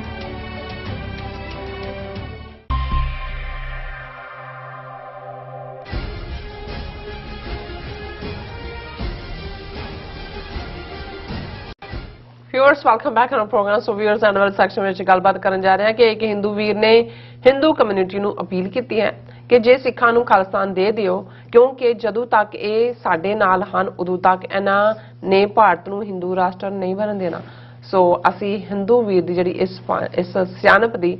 ਉਸ ਨੂੰ ਆਪਾਂ ਦਾਤ ਦਿੰਦੇ ਹਾਂ। ਸੋ ਇਸ ਬਾਰੇ ਆਪਾਂ ਗੱਲਬਾਤ ਕਰਨ ਜਾ ਰਹੇ ਹਾਂ ਔਰ ਨਾਲ ਹੀ ਗੁਰਬਾਣੀ ਵਿਚਾਰਾਂ ਦੀ ਸਾਂਝੀ ਤੁਹਾਡੇ ਨਾਲ ਪਾਈ ਜਾਏਗੀ। ਸੋ ਅਸੀਂ ਚਾਹਾਂਗੇ ਕਿ ਤੁਸੀਂ ਇਸੇ ਤਰ੍ਹਾਂ ਬਣੇ ਰਹਿਣਾ। ਦੇਖਣ ਸੁਣਨ ਲਈ ਲਿਖਣ ਲਈ ਤੁਹਾਡਾ ਸਭ ਦਾ ਬਹੁਤ ਬਹੁਤ ਧੰਨਵਾਦ ਜੀ। ਡਾਕਟਰ ਸਾਹਿਬ ਕੀ ਕਹਿਣਾ ਚਾਹੋਗੇ ਇਸ ਸਿਆਣਪ ਬਾਰੇ? ਦੇਖੋ, ਟਾਂਡੇ ਇੱਕ ਡਾਕਟਰ ਹਰਚਰਨ ਸਿੰਘ ਹੁੰਦੇ ਸਨ ਔਰ ਉਹਨਾਂ ਦੇ ਨਾਲ ਕਾਲਜ ਡੇਜ਼ 'ਚ ਗੱਲਬਾਤ ਦਾ ਮੌਕਾ ਬਣਦਾ ਸੀ ਤੇ ਉਹਨਾਂ ਨੇ ਇਨੀਸ਼ੀਅਲ ਪੀਰੀਅਡ ਦੇ ਵਿੱਚ ਕਹਿਣਾ ਕਿ ਜੀ ਜਦੋਂ ਉਹ 40s ਦਾ ਜ਼ਿਕਰ ਕਰਦੇ ਸੀ ਕਿ ਵੀ ਛੋਟੇ ਬੱਚੇ 2-4 ਹੱਥ 'ਚ ਹਰੇ ਝੰਡੇ ਲੈ ਕੇ ਪਾਕਿਸਤਾਨ ਜ਼ਿੰਦਾਬਾਦ ਗਲੀਆਂ ਦੇ ਵਿੱਚ ਕਹਿੰਦੇ ਸੀ ਤੇ ਬਹੁਤਿਆਂ ਨੂੰ ਲੱਗਦਾ ਸੀ ਕਿ ਵੀ ਐਵੇਂ ਇਹ ਨਿਆਣਿਆਂ ਦੀ ਖੇਡ ਹੈ, ਇਹ ਕਦੇ ਇਵੇਂ ਵੀ ਹੋਇਆ ਵੀ ਲੋਕ ਇੱਕ ਥਾਂ ਤੋਂ ਦੂਜੀ ਥਾਂ ਜਾਂਦੇ ਨੇ ਜਾਂ ਬਣਦੇ ਨੇ, ਤੇ ਉਹਨਾਂ ਦਾ ਇਹ ਕਹਿਣਾ ਹੁੰਦਾ ਸੀ ਕਿ ਜਿਹੜੀ ਗੱਲ ਇੱਕ ਵਾਰ ਸ਼ੁਰੂ ਹੋ ਜਾਏ ਔਰ ਉਸ ਨੂੰ ਠੀਕ ਦਿਸ਼ਾ ਵੱਲ ਮੋੜ ਦਿੱਤਾ ਜਾਏ ਤੇ ਉਹ ਹੋ ਕੇ ਰਹਿੰਦੀ ਹੈ। ਔਰ ਇਹ ਗੱਲ ਭਾਵੇਂ ਉਹਨਾਂ ਨੇ ਲੋਕਲ ਕੰਟੈਕਟ ਕੀਤੀ, ਪਰ ਰਹਿਮਤ ਅਲੀ ਜਿਨ੍ਹਾਂ ਨੇ ਪਾਕਿਸਤਾਨ ਦਾ ਲਫ਼ਜ਼ ਦਿੱਤਾ, ਇੰਗਲੈਂਡ ਦੀ ਆਕਸਫੋਰਡ ਜਾਂ ਕੈਂਬਰਿਜ ਯੂਨੀਵਰਸਿਟੀ 'ਚੋਂ ਪੜ੍ਹਦੇ ਸੀ, ਔਰ ਉਦੋਂ ਵੀ ਈਵਨ ਕਾਇਦੇ ਆਜ਼ਮ ਮੁਹੰਮਦ ਅਲੀ ਜਿਨਾ ਜਿਹੜੇ ਉਸ ਪੀਰੀਅਡ ਦੇ ਵਿੱਚ ਯੂਨਾਈਟਿਡ ਇੰਡੀਆ ਦੇ ਤੌਰ ਦੇ ਉੱਤੇ ਇੱਕ ਵੱਡੇ ਲੀਡਰ ਸੀ ਕਾਂਗਰਸ ਦੇ, ਹਾਲਾਂਕਿ ਕਾਂਗਰਸ ਨੂੰ ਛੱਡਣ ਤੋਂ ਬਾਅਦ ਵੀ ਇਹ 1940 ਦੇ ਵਿੱਚ ਹੀ ਪਾਕਿਸਤਾਨ ਲਾਹੌਰ ਡੈਕਲੇਰੇਸ਼ਨ ਆਉਂਦੀ ਹੈ, ਤੇ ਉਹਨਾਂ ਨੇ ਵੀ ਇਸ ਨੂੰ ਕਿਡ ਸਟਫ ਕਿਹਾ ਸੀਗਾ। ਲੇਕਿਨ ਜਿਉਂ-ਜਿਉਂ ਹਾਲਾਤ ਉਧਰ ਨੂੰ ਜਾਂਦੇ ਗਏ ਔਰ ਖਾਸ ਤੌਰ ਤੇ 1937 ਚ ਜਦੋਂ ਭਾਰਤ ਦੀਆਂ ਅੱਡ-ਅੱਡ ਸਟੇਟਾਂ 'ਚ ਚੋਣਾਂ ਕਾਂਗਰਸ ਕੋਲ ਐਬਸੋਲੂਟ ਮੈਜੋਰਟੀ ਆਈ, ਤੇ ਉਹਨਾਂ ਨੇ ਜਿਵੇਂ ਟ੍ਰੀਟ ਕਰਨਾ ਸ਼ੁਰੂ ਕੀਤਾ ਮੁਸਲਮਾਨਾਂ ਨੂੰ, ਔਰ ਉਹਨਾਂ ਨੇ ਜੋ ਅੱਜ ਅਸੀਂ ਹਿੰਦੂਤਵਾਦ ਦੇਖਦੇ ਹਾਂ, ਸੂਰਜ ਨਮਸਕਾਰ ਔਰ ਮੂਰਤੀ ਪੂਜਾ ਤੇ ਯੋਗਾ ਤੇ ਕਊ ਮਾਤਾ ਤੇ ਗਊ ਮਾਤਾ, ਇਹ ਸਾਰਾ ਉਦੋਂ ਉਹਨਾਂ ਨੇ ਕਿਹਾ ਵੀ ਅਜੇ ਤਾਂ ਇਹ ਬੈਠੇ ਨੇ ਤਾਂ ਇਹ ਹਾਲ ਹੈ ਤੇ ਫਿਰ ਕੀ ਹੋਏਗਾ। ਪਰ ਇਵੈਂਚੁਅਲੀ ਅਸੀਂ ਦੇਖਦੇ ਹਾਂ ਕਿ 15 ਅਗਸਤ ਤੋਂ ਪਹਿਲਾਂ ਇੱਕ ਦਿਨ 14 ਅਗਸਤ 1947 ਨੂੰ ਪਾਕਿਸਤਾਨ ਇੱਕ ਹਕੀਕਤ ਬਣਿਆ। ਮੈਂ ਸਮਝਦਾ ਵੀ ਇਸੇ ਤਰ੍ਹਾਂ ਜਦੋਂ ਜਿਹਨੂੰ ਇਹ 2% ਕਹਿੰਦੇ ਸੀ ਕਿ 2% ਸਿੱਖ ਕੀ ਕਰ, ਅਸੀਂ ਇੰਨੇ ਅਸੀਂ ਉਹਨੇ, ਔਰ ਇਹਦੇ 'ਚ ਕੋਈ ਸ਼ੱਕ ਨਹੀਂ ਹੈ ਕਿ ਜਦੋਂ ਸੰਤ ਜਰਨੈਲ ਸਿੰਘ ਖਾਲਸਾ ਪਿੰਡਾਂ ਵਾਲਿਆਂ ਨੇ ਵੰਗਾਰਿਆ ਦਿੱਲੀ ਸਾਮਰਾਜ ਨੂੰ ਕਿ ਇਹ ਸਾਡੀਆਂ ਮੰਗਾਂ ਨਹੀਂ ਹੱਕ ਨੇ, ਮੰਗਾਂ ਮੰਗੀਆਂ ਜਾਂਦੀਆਂ ਨੇ, ਹੱਕ ਲਏ ਜਾਂਦੇ ਨੇ, ਔਰ ਇਹ ਮੂਵਮੈਂਟ ਜਿਹੜੀ ਕਿ ਪੀਸਫੁਲੀ ਧਰਮਯੁੱਧ ਮੋਰਚਾ ਆਨੰਦਪੁਰ ਦੇ ਮਤੇ ਦੀ ਗੱਲ ਕਰਦਾ ਸੀ, ਉਸ ਦੀ ਸ਼ੁਰੂਆਤ ਹੋਈ। ਲੇਕਿਨ ਜਦੋਂ ਜੂਨ 84 'ਚ ਹਕੂਮਤ ਨੇ ਸਮਝਿਆ ਕਿ ਭਾਈ ਪੰਜਾਬ 'ਚ ਇਹਨਾਂ ਦੇ ਢਾਹ ਦਿਓ ਅਕਾਲ ਤਖਤ ਔਰ ਇਹਨਾਂ ਦੀ ਨੌਜਵਾਨੀ ਮਾਰ ਦਿਓ, ਮੁੜ ਕੇ ਜਿਵੇਂ ਉਹ ਪਾਰਲੀਮੈਂਟ ਦੇ ਗਲਿਆਰਿਆਂ 'ਚ ਕਹਿੰਦੇ ਸੀ ਕਿ ਜੀ ਇਹ ਤਾਂ ਪੜ੍ਹਦੇ ਸੀ ਸਿੱਖ ਰਾਜ ਕਰੇਗਾ ਖਾਲਸਾ, ਐਸੀ ਮਾਰ ਮਾਰੀ ਹੈ ਕਿ ਯਾਦ ਕਰੇਗਾ ਖਾਲਸਾ। ਹੁਣ ਉਹਨਾਂ ਨੇ ਆਪਣਾ ਟਿਲ ਲਾ ਲਿਆ, 10 ਸਾਲ ਇੱਕ ਪੂਰੀ ਨਸਲ ਮਾਰ ਮੁਕਾਈ, ਇੱਕ ਡਰੱਗਸ ਦੇ ਹਵਾਲੇ ਕਰ ਦਿੱਤੀ। ਕਿਸਾਨੀ ਮੋਰਚੇ ਨੇ ਦੱਸ ਦਿੱਤਾ ਕਿ ਭਾਈ ਇਹੀ ਸੋ ਕਾਲਡ ਡਰੱਗੀ ਪੰਜਾਬ ਦੀ ਜਵਾਨੀ, ਉਹੀ ਕਿਵੇਂ ਆ ਕੇ ਦਿੱਲੀ ਦੇ ਸਾਹਮਣੇ ਹਿੱਕ ਤਾਣ ਕੇ ਖਲੋ ਗਏ ਔਰ ਦਿੱਲੀ ਦੇ ਲਾਲ ਕਿਲੇ ਤੇ ਝੰਡਾ ਲਾ ਕੇ ਔਰ ਜਿੱਤ ਕੇ ਮੁੜੇ। ਹੁਣ ਇਸ ਸਾਰੀ ਇਹ ਅਮਲ ਨੇ ਜਾਂ ਕਵਾਇਦ ਨੇ ਜਿਹੜੇ ਥੋੜੇ ਬਹੁਤ ਸੇਨਰ ਹਿੰਦੂ ਵੀਰ ਭੈਣਾਂ ਨੇ, ਸੇਨਰ ਜਿਹੜੇ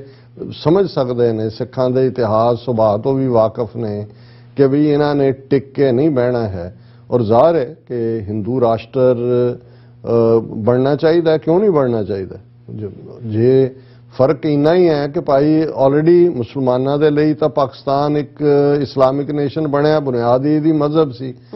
47 ਦੇ ਦੌਰ ਦੀ ਸਾਡੀ ਲੀਡਰਸ਼ਿਪ ਜੇ ਇਹਨਾਂ ਦੇ ਉਸ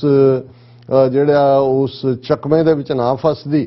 ਉਹ ਲਬਾਦਾ ਜਿਹੜਾ ਇਹਨਾਂ ਨੇ ਰਾਮ ਰਾਜ ਦਾ ਔਰ ਡੈਮੋਕ੍ਰੇਸੀ ਔਰ ਸੈਕੂਲਰਿਜ਼ਮ ਦਾ ਸੀ, ਤੇ ਸਿੱਖ ਨੇਸ਼ਨ ਤਾਂ 47 ਦੇ ਵਿੱਚ ਬਣ ਰਿਹਾ ਸੀ, ਤੇ ਆਪਣੇ ਆਪ ਜਿਹੜਾ ਬਾਕੀ ਰਹਿੰਦਾ ਉਹ ਹਿੰਦੂ ਰਾਸ਼ਟਰ ਹੀ ਹੋਣਾ ਸੀ। ਪਰ ਅਸੀਂ ਕਿਉਂਕਿ ਆ ਗਏ ਔਰ ਇਹਨਾਂ ਨੇ ਸਾਡੇ ਨਾਲ ਵਾਅਦਾ ਖਿਲਾਫੀ ਕੀਤੀ, ਅਸੀਂ ਤਾਂ ਆਪਣੀ ਮੰਜ਼ਿਲ ਵੱਲ ਜਾਣ ਲਈ ਜਿਹੜਾ ਉਹ 1.5 ਲੱਖ ਕੁਰਬਾਨੀਆਂ ਦਿੱਤੀਆਂ ਨੇ। ਇਹਨਾਂ ਨੂੰ ਵੀ ਨਜ਼ਰ ਆ ਗਿਆ ਕਿ ਭਾਈ ਹੁਣ ਇਹ ਖਾਲਿਸਤਾਨ ਦਿੱਤੇ ਬਿਨਾ, ਔਰ ਹੁਣ ਵੀ ਜੇ ਅਸੀਂ ਕੱਲ ਵੀ ਗੱਲ ਜੇ ਮੋਦੀ ਦਾ ਰੱਥ ਕਿਸੇ ਨੇ ਰੋਕਿਆ ਤਾਂ ਪੰਜਾਬ ਨੇ ਰੋਕਿਆ, ਕਿਸਾਨ ਮੋਰਚੇ ਨੇ ਉਹ ਕਰਕੇ ਦਿਖਾ ਦਿੱਤਾ, ਔਰ ਜ਼ਾਹਰ ਹੈ ਕਿਸਾਨ ਮੋਰਚੇ ਦੀ ਜਿਹੜੀ ਹੱਡੀ ਹੈ ਰੀੜ ਦੀ, ਉਹ ਤਾਂ ਸਿੱਖ ਕੌਮ ਨੇ ਉਹ ਮੋਰਚਾ ਲੜਿਆ। ਹੁਣ ਉਹਨਾਂ ਦਾ ਇੱਕ ਐਲੀਮੈਂਟ ਇਹ ਸੋਚਣ ਲੱਗ ਗਿਆ ਕਿ ਵੀ ਅਸੀਂ 200 ਮਿਲੀਅਨ ਮੁਸਲਮਾਨ ਤਾਂ ਭਾਰਤ ਦੇ ਜਿਹੜੇ ਨੇ ਉਹਨਾਂ ਨੂੰ ਚੁੱਪ ਜਿਹਾ ਹੀ ਕਰਾ ਦਿੱਤਾ, ਉਹਨਾਂ 'ਚ ਤਾਂ ਤੁਹਾਨੂੰ ਕੋਈ ਰਿਬੈਲੀਅਨ ਰਿਵੋਲਟ ਨਜ਼ਰ ਨਹੀਂ ਆਉਂਦਾ। ਹਾਲਾਂ ਸੀਏ ਦੇ ਖਿਲਾਫ ਦਿੱਲੀ ਦੇ ਵਿੱਚ ਸ਼ਾਹੀਨ ਬਾਗ ਔਰ ਦੂਸਰੇ, ਲੇਕਿਨ ਕਿਵੇਂ ਉਹਨਾਂ ਨੇ ਬਾਬਰੀ ਮਸਜਿਦ ਦਾ ਮਸਲਾ ਕਿਵੇਂ ਸੁਪਰੀਮ ਕੋਰਟ ਰਾਹੀਂ ਆਪਣੇ ਹੱਕ 'ਚ ਕਰਾਇਆ, ਕਸ਼ਮੀਰ ਦਾ ਕੀ ਹਾਲ ਕੀਤਾ, ਯੂਨੀਫਾਰਮ ਸਿਵਲ ਕੋਡ ਹੁਣ ਲਿਆਉਣ ਵਾਲੇ ਨੇ। ਸੋ ਇਹਨਾਂ ਹਾਲਾਤਾਂ 'ਚ ਜਿਹੜੀ ਅੱਜ ਇੱਕ ਟਵੀਟ ਸੋਨੀ ਅਜਨਾੜਾ ਨਾਂ ਦੇ ਹਿੰਦੂ ਵੀਰ ਦੀ, ਜਿਹਨੂੰ ਬਹੁਤ ਸਾਰੇ ਨੇ ਹੋਰ ਵੀ, ਔਰ ਈਵਨ ਮੈਂ ਦੇਖ ਰਿਹਾ ਸੀ ਕਿ ਵੀਰ ਸਰਬਜੀਤ ਸਿੰਘ ਘੁਮਾਣ ਹੋਰਾਂ ਨੇ ਵੀ ਟਵੀਟ ਕੀਤਾ, ਦਿਲਚਸਪ ਹੈ, ਔਰ ਮੈਂ ਉਹਦੀ ਬੈਕਗਰਾਉਂਡ ਡਿਸਕਸ ਕਰ ਲਈ, ਔਰ ਮੈਂ ਸਮਝਦਾ ਵੀ ਇਹ ਸਿਆਣਪ ਵਾਲੀ ਗੱਲ ਹੈ। ਔਰ ਜਦੋਂ ਅਸੀਂ ਖਾਲਿਸਤਾਨ ਦੀ ਡੈਕਲੇਰੇਸ਼ਨ ਦੇ ਵਿੱਚ ਇਹ ਕਿਹਾ ਕਿ ਅਸੀਂ ਅਜਾਈਂ ਲਹੂ ਡੋਲਣ ਦੇ ਹੱਕ ਵਿੱਚ ਨਹੀਂ, ਤੇ ਹਰ ਮਸਲੇ ਦਾ ਹੱਲ ਗੱਲਬਾਤ ਰਾਹੀਂ ਚਾਹੁੰਦੇ ਹਾਂ, ਤਾਂ ਮਤਲਬ ਹੀ ਇਹ ਸੀ ਕਿ ਭਾਈ ਜੂਨ 84 ਤੱਕ ਤਾਂ ਸਾਡਾ ਸੀ ਕਿ ਵੀ ਅਸੀਂ ਫੈਡਰਲ ਸਿਸਟਮ 'ਚ ਰਹਿ ਸਕਦੇ, ਉਸ ਤੋਂ ਬਾਅਦ ਤਾਂ ਰਹਿਣ ਦਾ ਹੈ ਨਹੀਂ ਹੈ। ਔਰ ਇਹਨੇ ਸੋਨੀ ਅਜਨਾਲਾ ਨੇ ਠੇਠ ਪੰਜਾਬੀ ਦੇ ਵਿੱਚ, ਅਜਨਾਲਾ ਜ਼ਾਹਰ ਹੈ ਅੰਮ੍ਰਿਤਸਰ ਜ਼ਿਲ੍ਹੇ ਦਾ ਟਾਊਨ ਹੈ, ਔਰ ਉਹਦੇ 'ਚ ਉਹਨੇ ਲਿਖਿਆ ਮੇਰੇ ਸਨਾਤਨੀ ਭਰਾਵੋ ਜੈ ਸ਼੍ਰੀ ਰਾਮ। ਉਹਨੇ ਦੱਸਦਾ ਵੀ ਉਹਦੀ ਲਾਇਲਟੀ ਕਿੱਥੇ ਹੈ। ਜੇਕਰ ਅਸੀਂ ਹਿੰਦੂ ਰਾਸ਼ਟਰ ਬਣਾਉਣਾ ਤਾਂ ਸਿੱਖਾਂ ਨੂੰ ਅਲੱਗ ਕਰਨਾ ਹੀ ਪੈਣਾ। ਉਹਦਾ ਲੌਜਿਕ ਦੇ ਰਿਹਾ ਜਦੋਂ ਤੱਕ ਇਹ ਸਾਡੇ ਨਾਲ ਨੇ ਇਹਨਾਂ ਸਾਡਾ ਵੀ ਕੱਖ ਨਹੀਂ ਬਣਨ ਦੇਣਾ, ਕਿ ਇਹਨਾਂ ਨੇ ਟਿੰਡ 'ਚ ਕਾਨਾ ਕਹਿਣਾ, ਉਹ ਚਾਹੁੰਦਾ ਪੰਜਾਬੀ 'ਚ ਕਿ ਇਹਨਾਂ ਨੇ ਟਿੰਡ 'ਚ ਕਾਨਾ ਪਾ ਕੇ ਹੀ ਰੱਖਣਾ, ਇਹਨਾਂ ਨੇ ਬਹਿਣਾ ਨਹੀਂ ਹੈ ਟਿਕ ਕੇ, ਤੇ ਉਹਨਾਂ ਨੇ ਸਾਡਾ ਇਹ ਡ੍ਰੀਮ ਪੂਰਾ ਨਹੀਂ, ਇਹਨਾਂ ਨੇ ਸਾਡੇ ਖਿਲਾਫ ਲੜਦੇ ਰਹਿਣਾ, ਕਹਿਣਾ ਉਹ ਇਹ ਚਾਹੁੰਦਾ। ਕਿਉਂ ਨਾ ਸਰਕਾਰਾਂ ਨੂੰ ਕਹਿ ਕੇ ਇਹਨਾਂ ਨੂੰ ਇਹਨਾਂ ਦਾ ਖਾਲਿਸਤਾਨ ਦੇ ਕੇ ਵੱਖ ਹੋਈਏ, ਵੀ ਖਹਿੜਾ ਛਡਾਓ ਇਹਨਾਂ ਤੋਂ, ਇਹਨਾਂ ਹਟਣਾ ਥੋੜੀ ਹੈ, ਅਤੇ ਚੈਨ ਨਾਲ ਆਪਣੇ ਹਿੰਦੂ ਰਾਸ਼ਟਰ 'ਚ ਰਹੀਏ। ਬਿਲਕੁਲ ਅਸੀਂ ਤਾਂ ਜਦੋਂ ਵਾਘਾ ਤੋਂ ਜਮਨਾ ਤੱਕ ਕਹਿੰਦੇ ਆ ਵੀ ਜਾਓ ਤੁਸੀਂ ਜਮਨਾ ਪਾਰ, ਗੰਗਾ ਜਮਨੀ ਤਹਿਜ਼ੀਬ ਬੜਾ ਫਖਰ ਹੈ ਉੱਥੇ, ਤੁਸੀਂ ਜੋ ਤੁਹਾਡੇ ਫੇਥ ਨੇ ਉਹਦੇ ਮੁਤਾਬਕ ਕਰੋ, ਨਿਕਲੋ ਇੱਥੋਂ ਜਿਹੜਾ ਤੁਸੀਂ ਕਬਜ਼ਾ ਕਰਕੇ ਬੈਠੇ ਹੋ। ਫਿਰ ਕਹਿੰਦਾ ਜਿਹੜੇ ਸਹਿਮਤ ਹਨ ਕਰੋ ਸ਼ੇਅਰ, ਸ਼੍ਰੀ ਜੈ ਸਨਾਤਨ, ਜੈ ਹਿੰਦੂ ਰਾਸ਼ਟਰ, ਜੈ ਸ਼੍ਰੀ ਰਾਮ। ਸੋਨੀ ਅਜਨਾਲਾ। ਸੋ ਮੈਂ ਸਮਝਦਾ ਵੀ ਅਜਨਾਲੇ ਦੇ ਵਿੱਚ ਸੋਨੀ ਨਾਂ ਦਾ ਇੱਕ